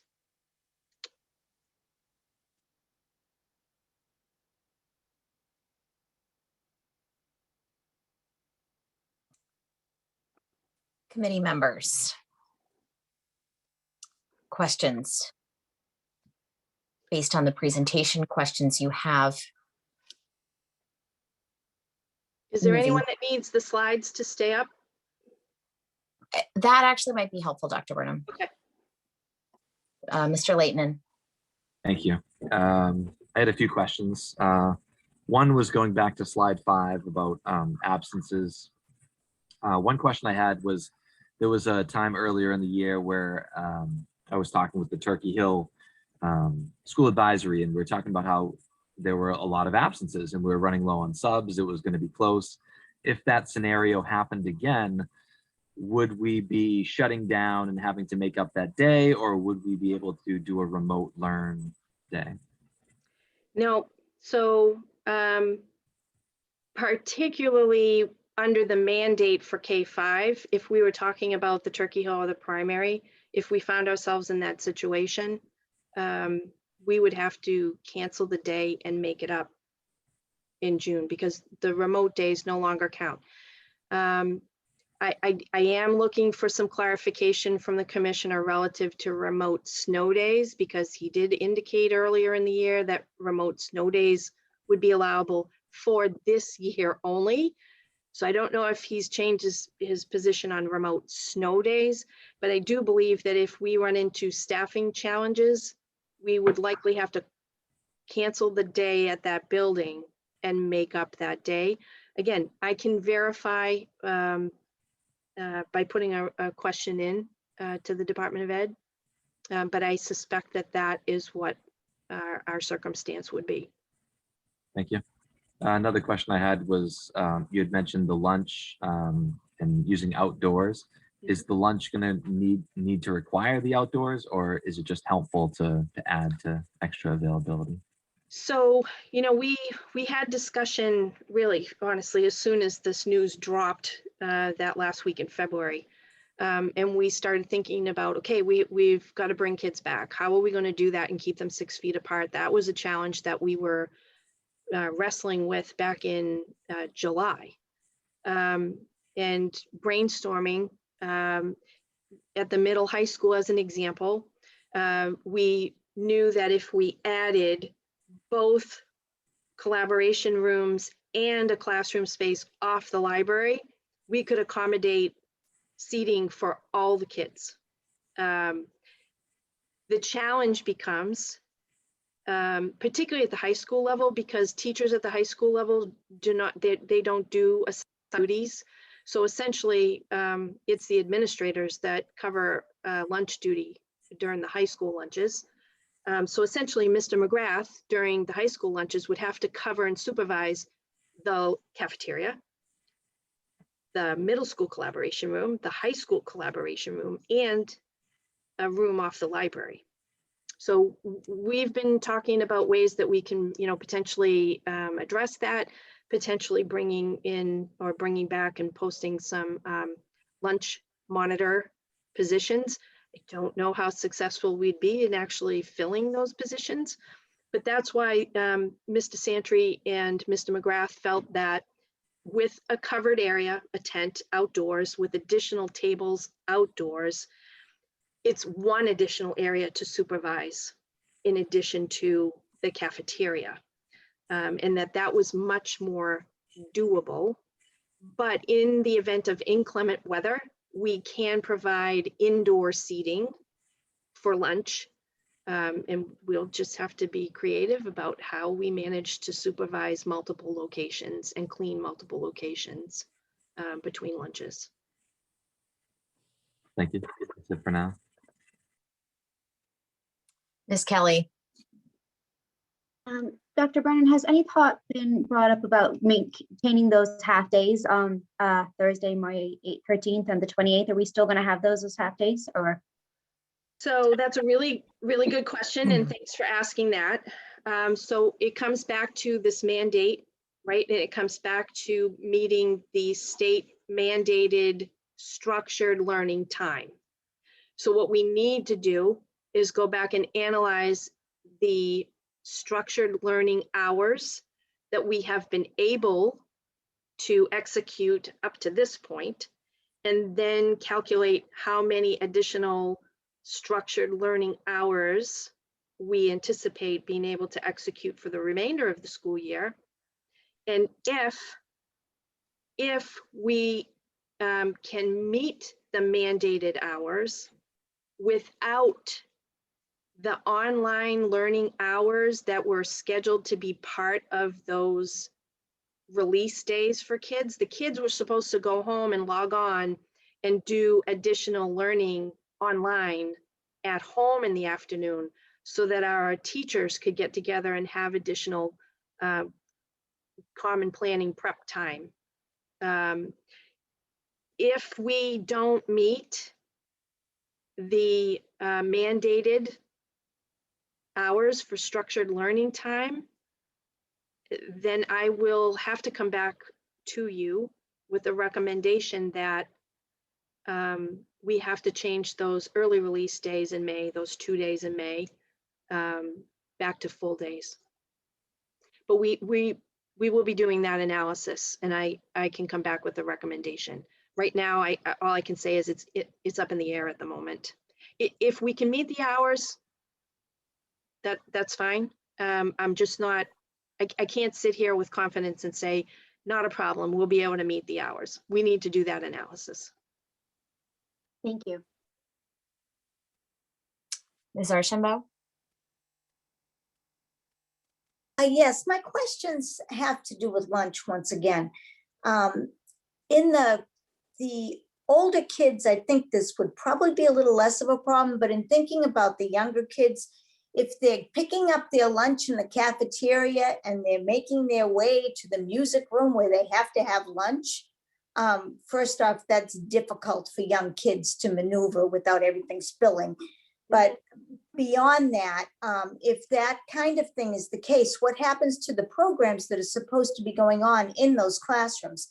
And how is the classroom then, after all those kids going in and out, how is that classroom cleaned appropriately for those programs to continue the rest of the day? Really good question. So at the primary school, as an example, in order to space the kids out 6 feet apart, even back in September, Mr. Adams converted or flip-flopped and has been using the gym as the cafeteria because there's more square footage there. Okay. And has been having gym class in the caf. What's going to happen now is that tables will be set up in both of those spaces. And if you're familiar with the primary school, you know that they're right next to each other and they're right there at the kitchen. So at the primary school, we don't see an issue. In the fall, you might remember that phys ed class as regularly was held out of doors. Additionally, at the primary school, the special area teachers have been going into the classroom, so the kids aren't moving. So at the primary school, there's really no worries with any of that concern about carrying food and cleaning space before a class comes back in. It really, those concerns won't be materialized at the primary. At the Turkey Hill, there's consideration for putting additional tables up on the stage in the cafeteria, so you can have additional tables there, and possibly the music room off the cafeteria. So again, potentially kids aren't traveling, carrying food for too great a distance. We would relocate the music class to another location in the school because we'd be setting up tables for lunch more permanently in that space. Additionally, one of the spaces that we have given some consideration to that might not be quite as convenient is the mini gym at the Turkey Hill. So we're currently, setting up tables, moving tables, and trying to determine how far do we need to spread out beyond the cafeteria to accommodate all the kids 6 feet apart. So in those situations, we'd be looking, to keep things convenient, the kids not carrying food for a distance. If we are in a position that we have to use the mini gym as an example, there's always the possibility that we're creating bagged lunches. So the kids could come through, pick up a bag lunch and carry down to another location. And I think we've already covered ground for the middle high school with those collaboration spaces, not currently holding classes in there. I can tell you that they've already utilized the middle school collaboration space as an overflow area for lunch seating already this year. But I can tell you too that all year long, the kids have been outside, sitting at the tables outside. Rarely has the weather been such a deterrent that it's too uncomfortable to be outside. The kids have been going outside.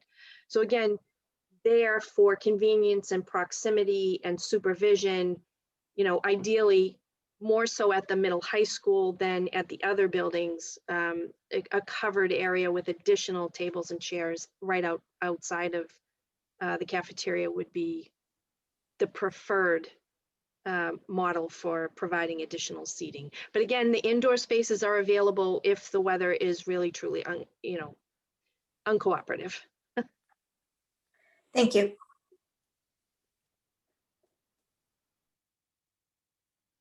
Any other committee questions? I do, Dr. Burnham, I have a couple of questions. Cleaning, because one thing I wanted to remind the community is that before the school year began, and I think most know this, that 3 plans were created by this district. One of them was a full return to the classroom. So, in addition to the very detailed data that you have laid out and plans, this is something that the district did have a plan for. But additional cleaning, because really the major difference here is, aside from lunch and bus, which have been addressed, is, extra bodies in the classrooms. So between lunch and cleaning classrooms, you talked about some additional equipment or cleaning tools. Can you talk about those a little bit more and how they would help teachers or administrators to clean more desks or tables in a timely manner? Yep. So I can tell you that Ms. Alonda purchased a while back carts that had cleaning tools, I guess we'll call them. I guess I'd liken it to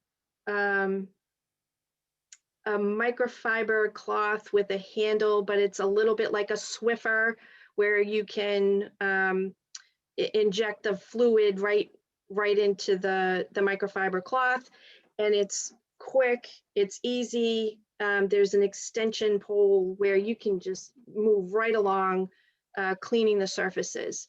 In a minute, I'll ask Mr. Santry and Mr. McGrath to chime in because they have been using those tools between lunches already, and they say it has made a huge difference in terms of the time it takes to cover all that table surface area. They're able to do it much more quickly. And what you can do is, you know, you could remove the extension wand and have a smaller device that we've actually already sort of put a count together, put a price together, and we're looking to purchase those kinds of cleaning materials, which will make the cleaning of desk surfaces in between classes much more speedy and efficient, right? Because more desks to clean between classes takes more time. So we are looking to purchase additional tools that will help facilitate that happening more quickly. That's one example. That's really the most significant place where the added bodies are going to have the bigger impact, because largely at the lower levels, the kids aren't changing classrooms all day. They're in their classrooms. So you don't have to worry so much about new kids coming in and sitting at the desk that hasn't been cleaned yet. That's largely, you know, happening at the middle high school. There's a little bit of that transition at 4 or 5, but not as much as what's happening at the middle and high school level. Additionally, you know, back last spring and through the summer, electrostatic spray guns were at an all-time premium. They were hard to find. They were not in stock anywhere. We have a couple of different models. One is more of a spray gun style. Another is a backpack style. And what we're hearing from the custodians is the backpack style is much more efficient. They don't have to stop and reload as frequently, and it's more powerful, and they can move through the building more quickly. So we are now looking to purchase additional backpack sprayers so that those classrooms can be sprayed every night, you know, with the more efficient machine. They can move through the building more quickly, and the larger common areas as well. And these items are more readily available. So in terms of if you were ordering them, you know, tomorrow or Friday, you know, things like that, there's not a concern about the vast majority of what you order being here by April 5. Right. Is that what you're saying? Yep. We're not seeing a backlog at this point. I don't, you know, I would imagine that there are I know for a fact that there are other districts also now looking for large tents for outdoor covered space. So that may become a challenge, actually securing a large tent at each of our schools, and we would be looking to put one up at each of our schools. The line item transfer earlier this evening would afford, you know, Mr. Adams the opportunity to purchase some plastic outdoor desk type seating so that kids can go outside and have some class and be able to write on paper while they're out of doors. So we are thinking about outdoor learning space. So the tent, if we were able to secure one at the primary in the Turkey Hill, would more so be utilized for covered classroom space. Whether that's covered space from a drizzly day in April, or if that's shade on a 95-degree day in early June. So we are looking for that. That may present a challenge, because I do know we have heard from reps that they're in high demand at this moment. But I think that, you know, some of the other cleaning tools, we might have better success locating. It's not that we don't have equipment, the spray gun, we have them. It's just that we're hearing from the custodians that the others are more efficient. And if we can secure more of those, it would make their jobs easier. They could cover more ground more quickly. So, you know, just like we've been looking all year long, what tools are necessary for kids to learn from home? What tools are necessary for teachers to teach? kids who are remote and in class. What tools are necessary for our custodians to pick up this added demand with more bodies in the building every day? So those are all things that we've already considered and talked about, and we're actively pursuing. I don't anticipate that will be a problem. We also purchased, put in an order for additional plexiglass screens, for like the computer lab spaces at the middle high school to separate kids. But again, that was all part of the plan that was mapped out. If you go back and look at the middle high school reopen plan, they mentioned that there would be a need for those dividers. So they went back to their reopen plans that were already written to revisit what sorts of things were we going to need to put in place for the return. So we have already started pursuing purchase of the things that we need. I have a couple more things, but Lions Club for tents, has anyone reached out to the Lions Club? We have not reached out directly to the Lions Club yet. Potentially, if there's roadblocks, that might provide some interim support. As far as looking at this return more globally, in looking at the data, are there meetings that you would have? One of the reasons we're talking tonight and looking to vote is to give appropriate time for at least 2 weeks, which is what the state had asked, to give everyone in terms of notice about this. I don't know that I see a lot of benefit. We've had survey to families, students, staff, and I am assuming that there are more meetings planned with staff to go over needs, because that's one thing in looking at the slides. What are the plans to support staff in the time between now and a full reopen? Yep. So one of the things that's later this week, I have a scheduled meeting with the LEA leadership. It's a regular standing meeting that we have every 2 weeks all year long. They had already initiated some conversation about an MOA for a full return. So that level of discussion has not materialized yet. But again, timing wise, I think that, to bring everybody back in the early part of April, before April vacation, it gives kids the last quarter in an in-school model. To delay this until early May or even later for the high school, I don't see the benefit of coming back for just a couple of weeks at the high school level.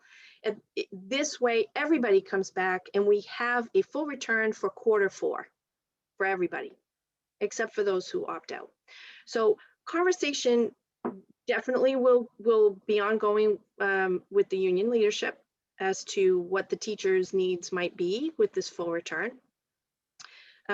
Unfortunately, we're currently negotiating with 4 different union groups.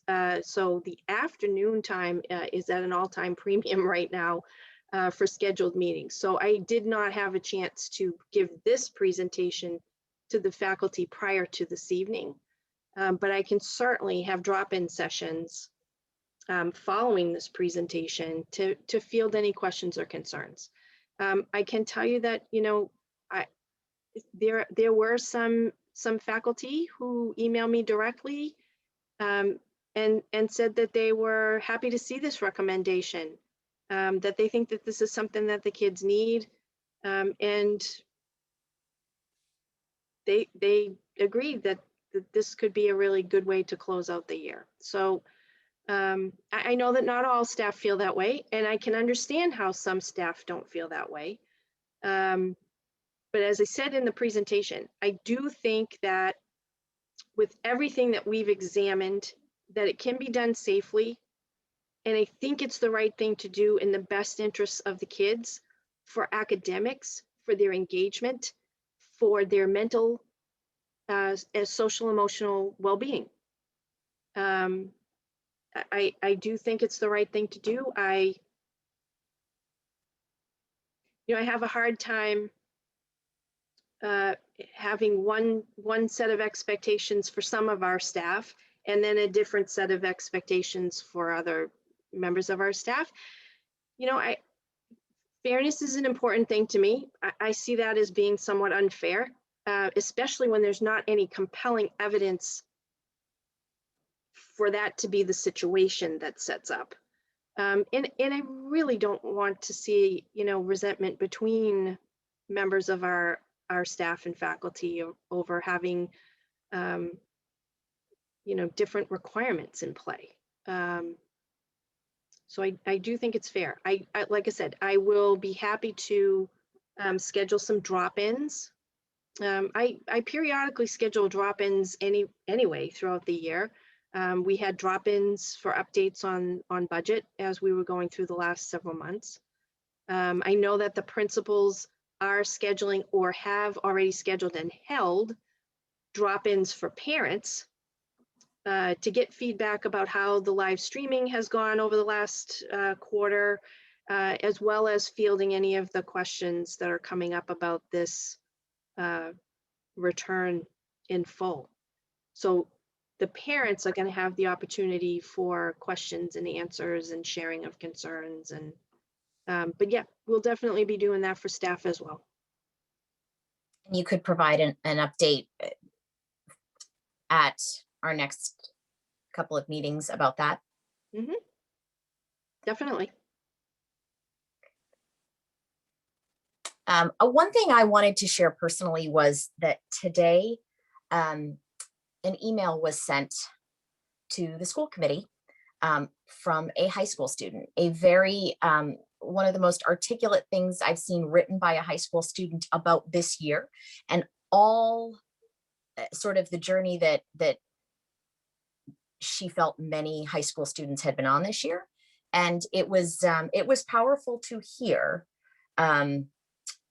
that perspective on all levels, academically, socially, emotionally, and that student definitely seemed to feel strongly that that an in-person return was key at the high school level. It would be awesome for the senior class in particular to have a return to school so that they can have some time together, before they're off to senior events and graduation and concluding their high school years. Committee, any other questions or concerns that you want to talk about or deliberate with?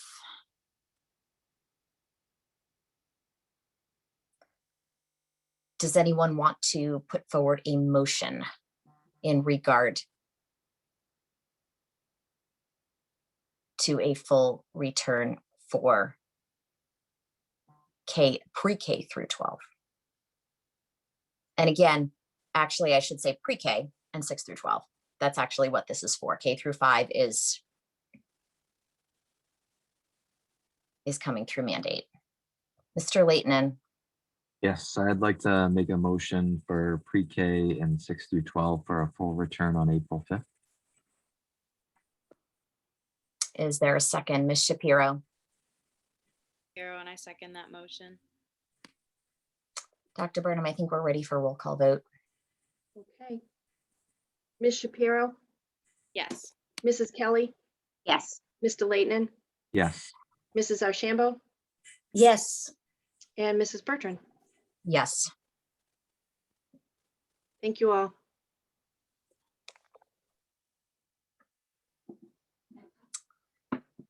Moving on our agenda.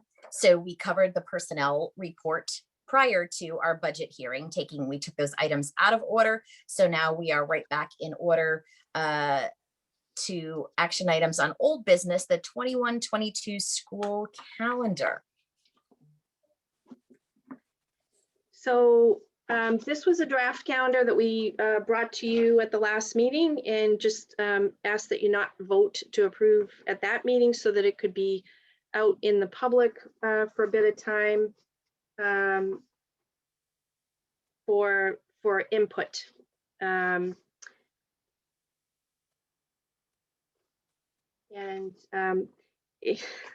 It's amazing that so many eyes were on that calendar. I said the same thing. I And go, nobody caught that.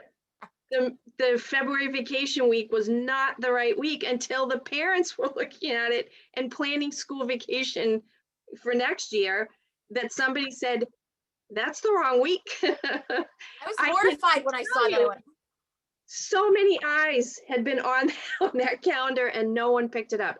So it was a good thing that it was out there for parents to review and provide some feedback. And the feedback that did come in through LPS Online really was more about formatting or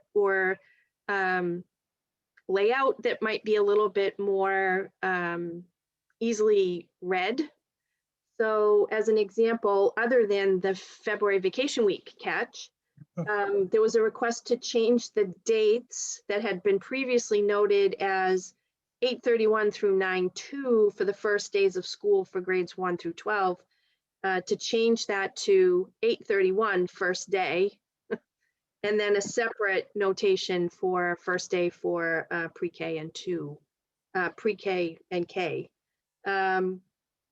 And then changing the primary school conference and open house language to include pre-K. So that it's not just K2, it's also pre-K. And then all of that really more formatting and clarity feedback, we put those recommendations in the draft that you have before you this evening.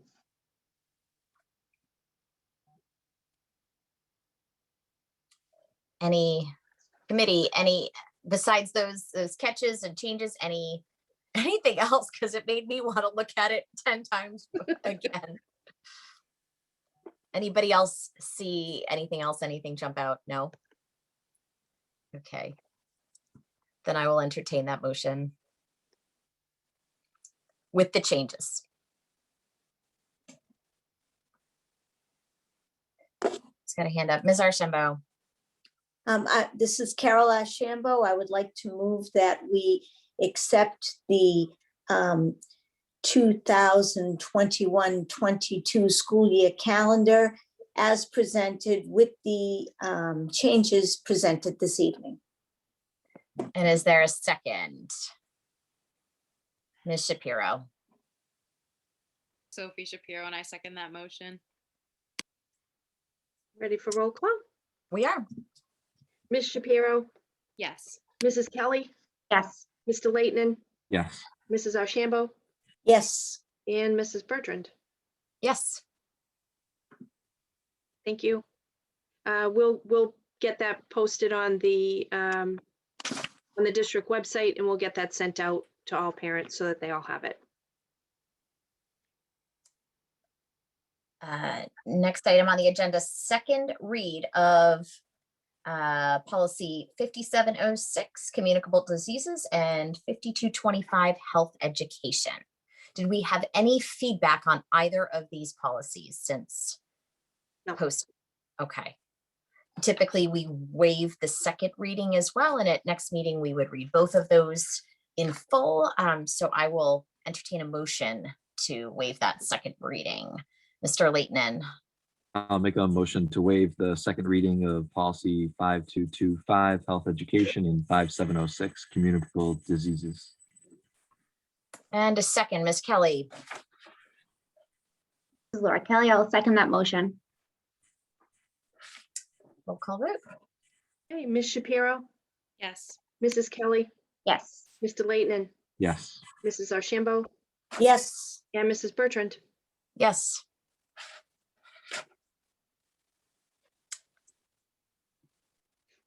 Moving along to the FY21 budget update. So we'll bring Mr. Cassidy in now.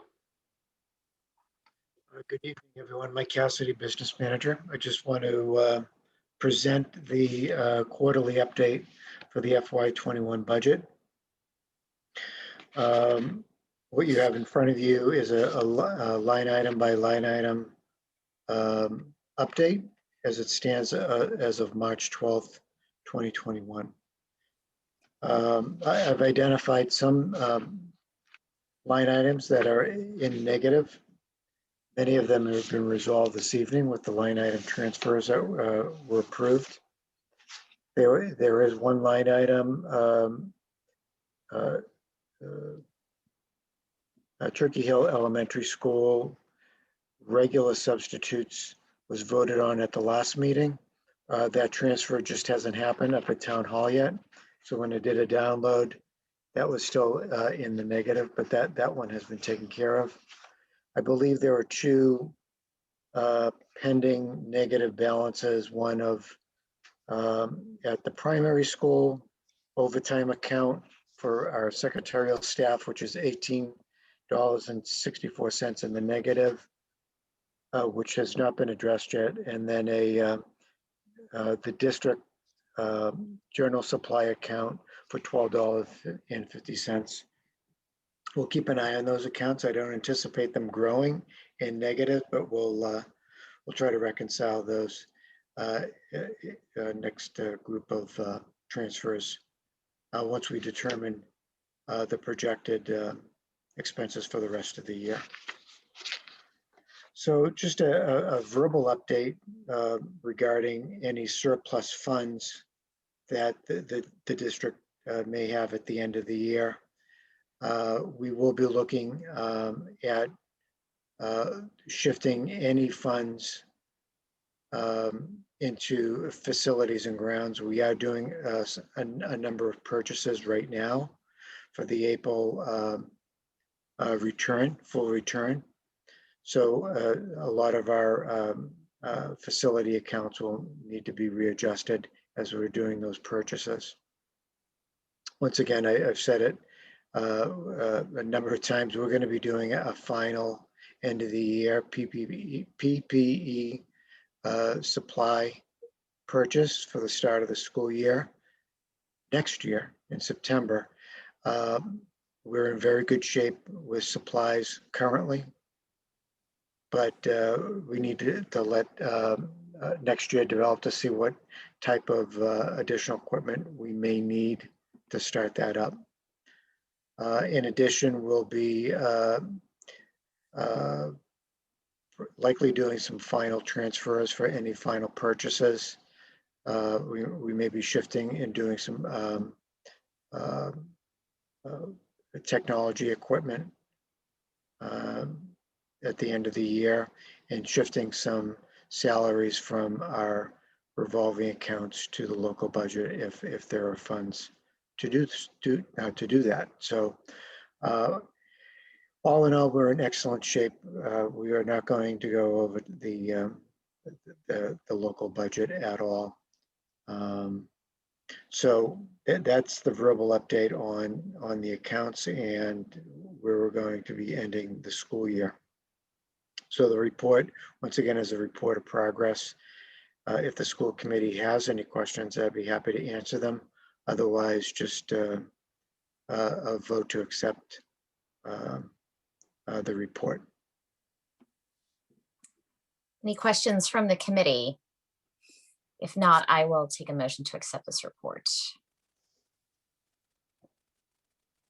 Ms. Kelly. This is Laura Kelly, and I make a motion to accept the report presented by Mr. Cassidy. Is there a second? Ms. Shapiro. This is Sophie Shapiro, and I second that motion. Ready for roll call? Yes, we are. Ms. Shapiro, Yes. Mrs. Kelly, Yes. Mr. Leighton, Yes. Mrs. Archambault, Yes. and Mrs. Bertrand. Yes. Thank Thanks you. again, everyone.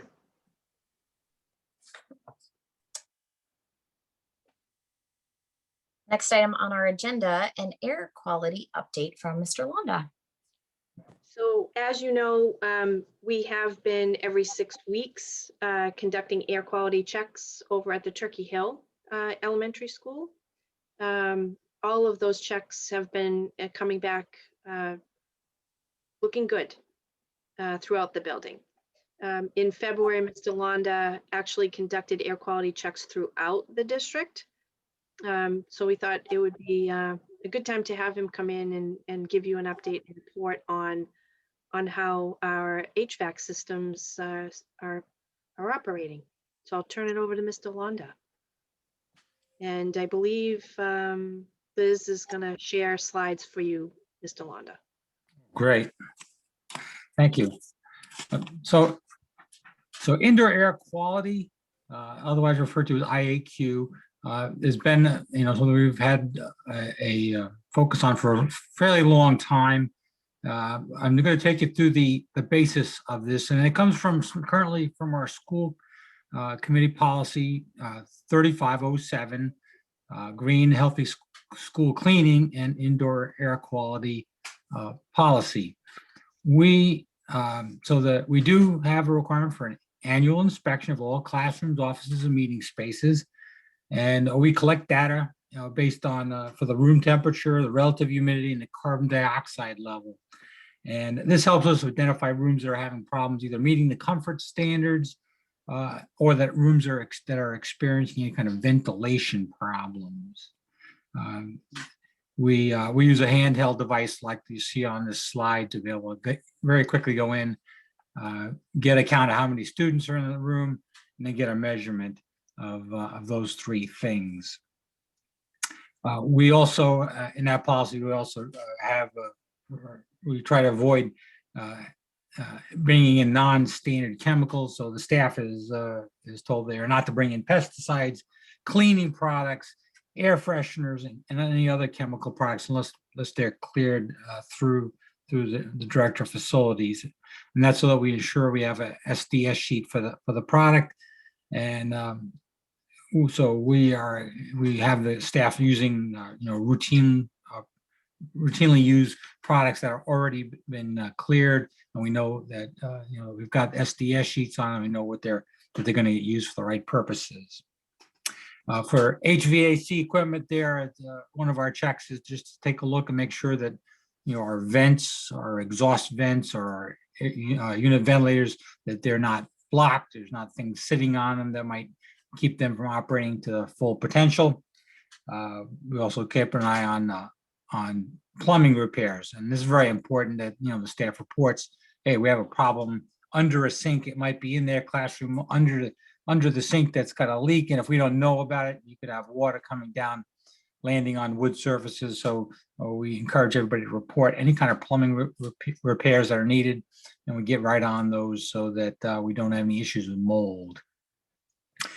Indoor and outdoor plants are also a concern as part of indoor air quality. Twice a year we go through and make sure that any kind of outdoor plants that might be in contact with the building get trimmed back, so keep shrubs low and away from the building, so we're not trapping moisture against the building. And then for indoor plants, while we don't have any, there's no restrictions on having indoor plants, but we do say if you have them, there's some things that we want you to do is to keep your indoor plants off of the unit ventilators. We don't need to be picking up whatever is in the pot with the plant and dispersing that throughout the room. We also ask people to put these on hard surfaces, keep them off of carpets and wood products so that we're not creating any kind of mold issues. And lastly, on education, we do these annual inspections. We send these out to the principals and encourage them to share them with their staff so they can see the kind of comments that we collect, because we will comment on any of these things besides the raw data.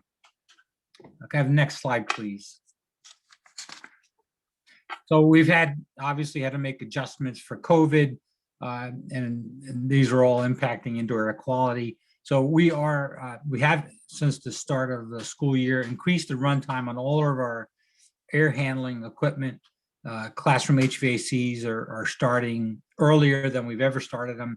They're running longer, well after the staff leaves. Typically, we would have been shutting these down right as soon as the school day ended, but now we are running these roughly about 12 hours a day. We've been doing frequent inspections of the mechanical equipment, and I'm glad to report that, that we have 100% of our equipment operational currently. We also have been doing these more frequent indoor air quality surveys at Turkey Hill Elementary School. That was pretty much driven by concern because of the age of the school. And those have been roughly every 6 weeks. And then lastly, we know that we have a lot of disinfectant in use. We have limited which types of disinfectants we use. We have ones that are just coming out of a spray bottle. Those are used throughout the day, both in classrooms and in common areas. And then we are limiting the electrostatic sprayers to unoccupied hours, and that's because they tend to have a little bit more of an irritant. They're a chlorine-based product, so people may not be used to that kind of a substance in the air. So, and it's also much finer particles. So we limit those to when the staff is out of the building. Next slide, please. So in the month of February, we did do, indoor air quality surveys on the 3 large schools, and so the numbers you see on this slide represent just the number of rooms we went into and drew data on, the standards for this are we're looking for anything anything less than 600 parts per million of carbon dioxide is considered preferable where you would be. Our typical background carbon dioxide level is probably around 420 to 430. So anything that's less than 600 is doing very, very well. And then we will find rooms that would be between 600 and 800, and this is all mostly driven by the number of students and number of occupants in the room. So we have rooms that'll be in that 600 to 800 range. And then what we're really look for is, okay, what rooms are greater than 800? Because that will guarantee you there is something going on in there as far as some kind of a ventilation issue. So, I'm glad to report that we didn't identify any rooms that had ventilation issues.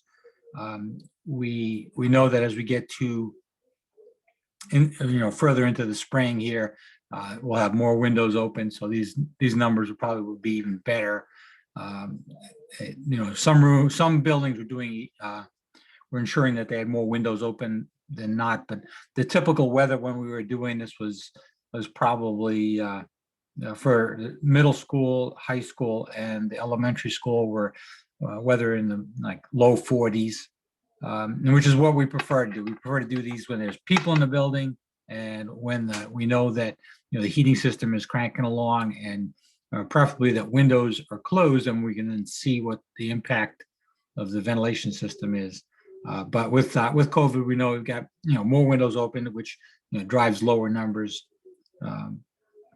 So I think this is overall a really good slide.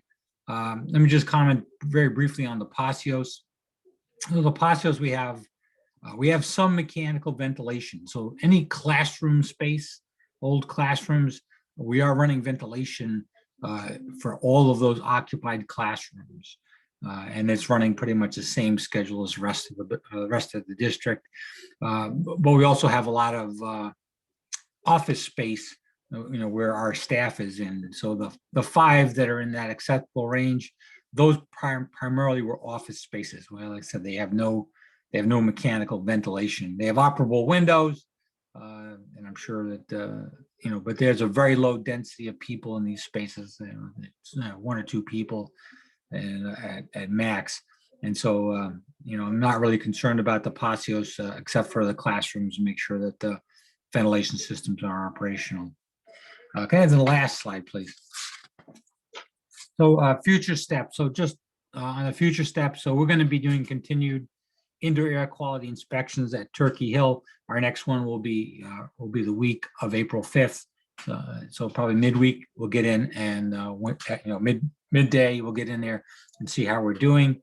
I expect we'll probably do some selective sampling at the other schools with everybody back to kind of just double check.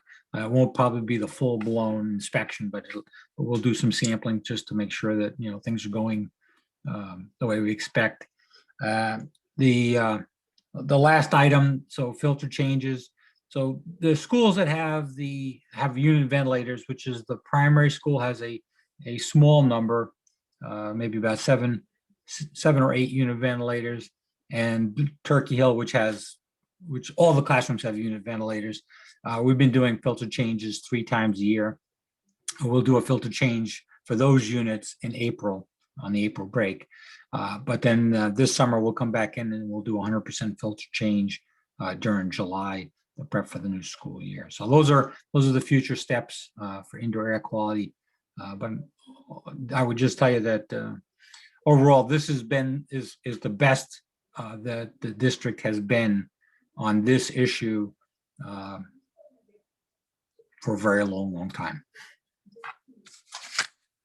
If you have any questions, I'll be glad to answer at this time. Any questions from the committee?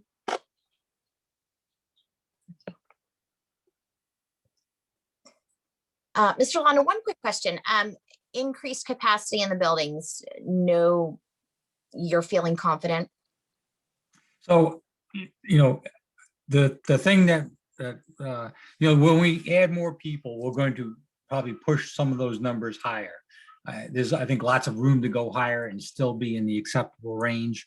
Like I said, mostly what we're concerned about is when we have equipment that's not running. So I feel confident that we've got all our equipment running. We'll do the sampling to be able to kind of pick up if there are any issues. And as we move to warmer weather, people will probably just naturally open more windows.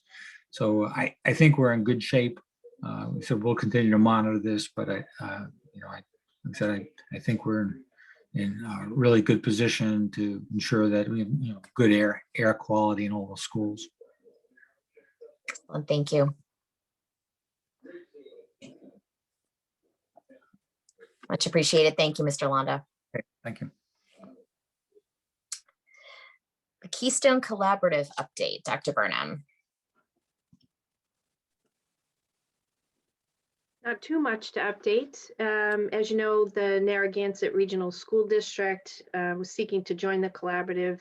This body voted approval for that. And to date, there's no update yet as to whether other districts also voted to approve. So I have no new news on this particular Keystone matter. I would say in general, the collaborative continues to evaluate space needs for all of its programming and is exploring all options. Purchase of a new space, potential new build that might be actually more cost effective than purchase of a space that needs to potentially be renovated for use. As well as additional rental space with, space within the districts that are member districts of the collaborative. So that work is just, that conversation is just ongoing, but nothing new to update relative to that.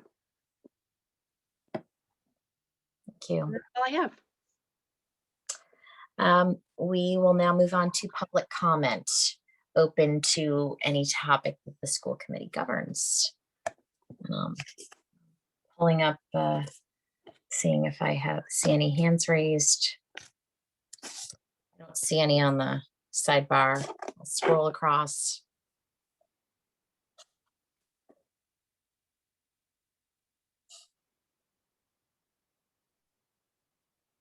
And I do not see any. Committee, any public comment? No. Reports, Athletic Advisory Committee. We plan to meet on April 5th before the spring season starts. Finance Committee. The Finance Committee has met twice since we last met. On the 4th of March, Monty Tech did their presentation, And they explained that they can use up to 75% of their ESSER 2 grant money to offset the district's assessments. So that is what they've done. So their assessment this year had a $40,000 offset to Lunenburg before it even came to the Finance Committee. Their overall assessment was up. I was confused about this, but I clarified.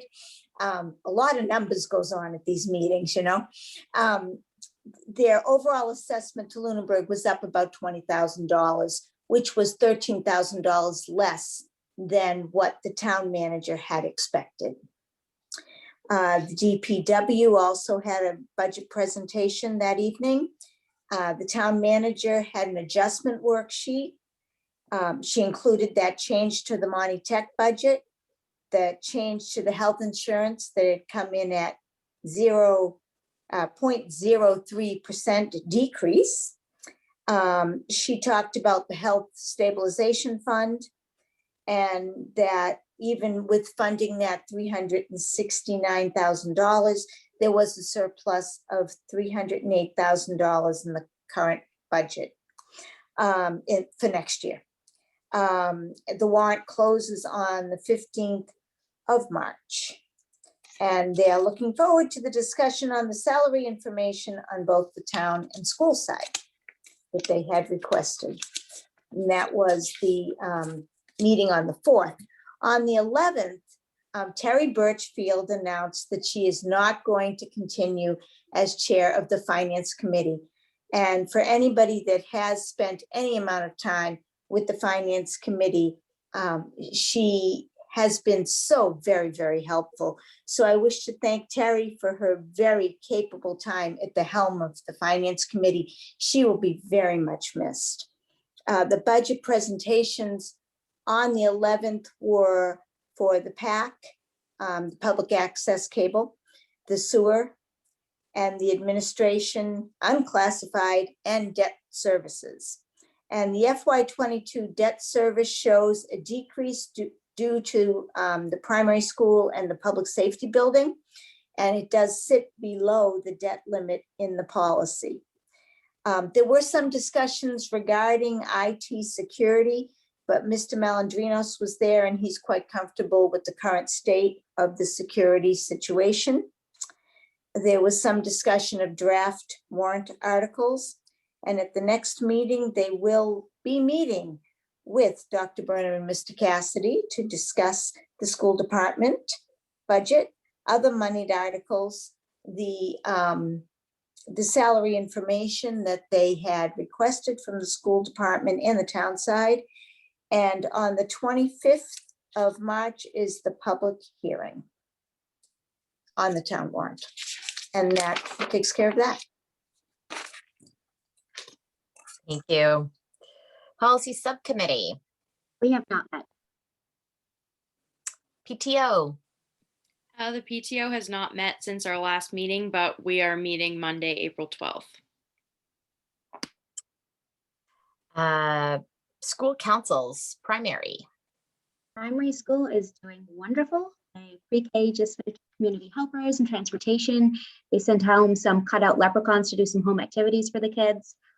Kindergarten also finished community helpers and are now working on nonfiction units on bears. They also just celebrated their 100th day of school. First grade is participating Reading is Fun. The kids recorded themselves reading different books, and Mr. Adams also recorded himself reading a book to share with the kids to celebrate Read Across America. Second grade is continuing their nonfiction unit and doing research and writing report on animals. They just finished a unit in math and measurement and place value. They are working very hard over there on the building reopen, such as preparing the cafeteria space, ensuring that lunch will be served the same way as it has been all year. The plan is to work on 1 to 2 classrooms per night, and they will look at the traffic patterns for transitions in the hallway. Mr. Adams also discussed offering building tours to those kindergartners who have been remote and will be coming into the building for the first time. Busy indeed. Turkey Hill. Turkey Hill met on Monday. We had an update on iReady as an assessment tool. We also went over the MCAS dates that the superintendent went over today. We had an update on the social emotional learning services that Turkey Hill provides. And there was also discussion on the full return for the students. Middle school. The middle school council will be meeting on Monday. High school. The high school is not met, but we'll be meeting Wednesday, April 7th. And capital planning met on the 4th of March. And actually, I was not able to attend that meeting, and the notes are not ready yet, but I will have an update at the next meeting about that, because there was consideration for these the school's additional item, and I'd like to get an update on that to the committee. So next meeting I'll have that. Wellness advisory. Wellness advisory had a wonderful second meeting on yesterday. We had some updates and follow-up just from our previous meeting. So not much because it was our first meeting last time, but we had talked about blue light glasses, but there is no official CDC recommendation or anything like that. So the Wellness Advisory Committee is definitely recommending those through word of mouth, but not through a formal statement or anything like that. Jamie Millett shared the same mental and behavioral health presentation that she showed us at our last meeting. Amazing, thorough as always. This prompted a discussion about utilizing ACE scores and what to do after concluding testing, because obviously it's great to have this testing, but the bigger question is, what are we going to do with it? Obviously consent from students, staff, manpower, and participation are all factors in where they go with this. But they're looking to implement a district-wide Tier 1 initiative and increase social worker and guidance counselor bandwidth. Nicole Therian talked about the gym curriculum and how physical education is going at specifically the middle school. So she discussed concerns about the sedentary lifestyle that students are sometimes falling into as a result of COVID. In order to combat this, she's trying to keep gym class active and engaged. The small class sizes, because of the hybrid model, definitely helped with that. Her and the other middle school gym teachers are also working on podcasts and family wellness guides to encourage students to have physical education away from screens and outside of class time. They're also encouraging lunchtime check-ins and fitness classes and stuff like that for remote students who might not be getting up and moving at all during their remote day. But overall, the roadblocks in the physical education curriculum seem like more of a mental block for some students, because they haven't been doing physical activity for so long that it's hard to get back into it. So overall, they're just trying to encourage students to get started, because that's the hardest part. But they would love to have students for the entire school year instead of parts of the year, in order to kind of keep that fitness and that mindset ongoing. And our next meeting is April 13th. Okay. Paxal. Paxal met on the 4th of March, and they had a presentation planned on behavioral strategies for students to use, for parents to use at home and when they're out in the community. However, there were no parents at the meeting. So the presentation will be put off till there can be parents at the meeting to hear the presentation. The chair has resigned due to a work conflict. So if anyone is interested in helping out, please contact Mrs. Hanscom. Thank you. And last but not least, Passio's building design. Yes, we met on the 9th with the select board. The big news there was the warrants were approved. There was just kind of a back and forth and discussion, trying to just get on the same page as we go into town meeting. And then we also met tonight at 5:30. And really the big thing was that we're just still waiting on feedback from the architect on cost cutting and reducing the costs, so we can get that cost down. So waiting on that, and then we'll be meeting again on April 7th. Thank you. Topics for future discussion. Anybody have a topic they want to see? All right, on that note, we are on to executive session to conduct strategy in preparation for negotiations with union personnel or to conduct collective bargaining or contract negotiations, not to return to regular session. So we will need to. Yes, Mr. Leighton. I'll make a motion to go into executive session and adjourn immediately following. There is a second. Ms. Archambault. I will second that motion. And ready for roll call. We are ready for roll call. Ms. Shapiro, Yes. Mrs. Kelly, Yes. Mr. Leighton, Yes. Mrs. Archambault, Yes. and Mrs. Bertrand. Yes.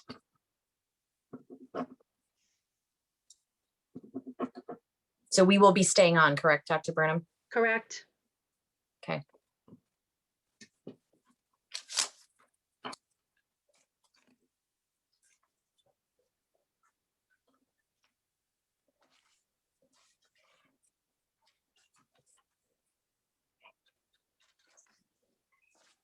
I still can't believe that. Are we able The to calendar. stop the recording too?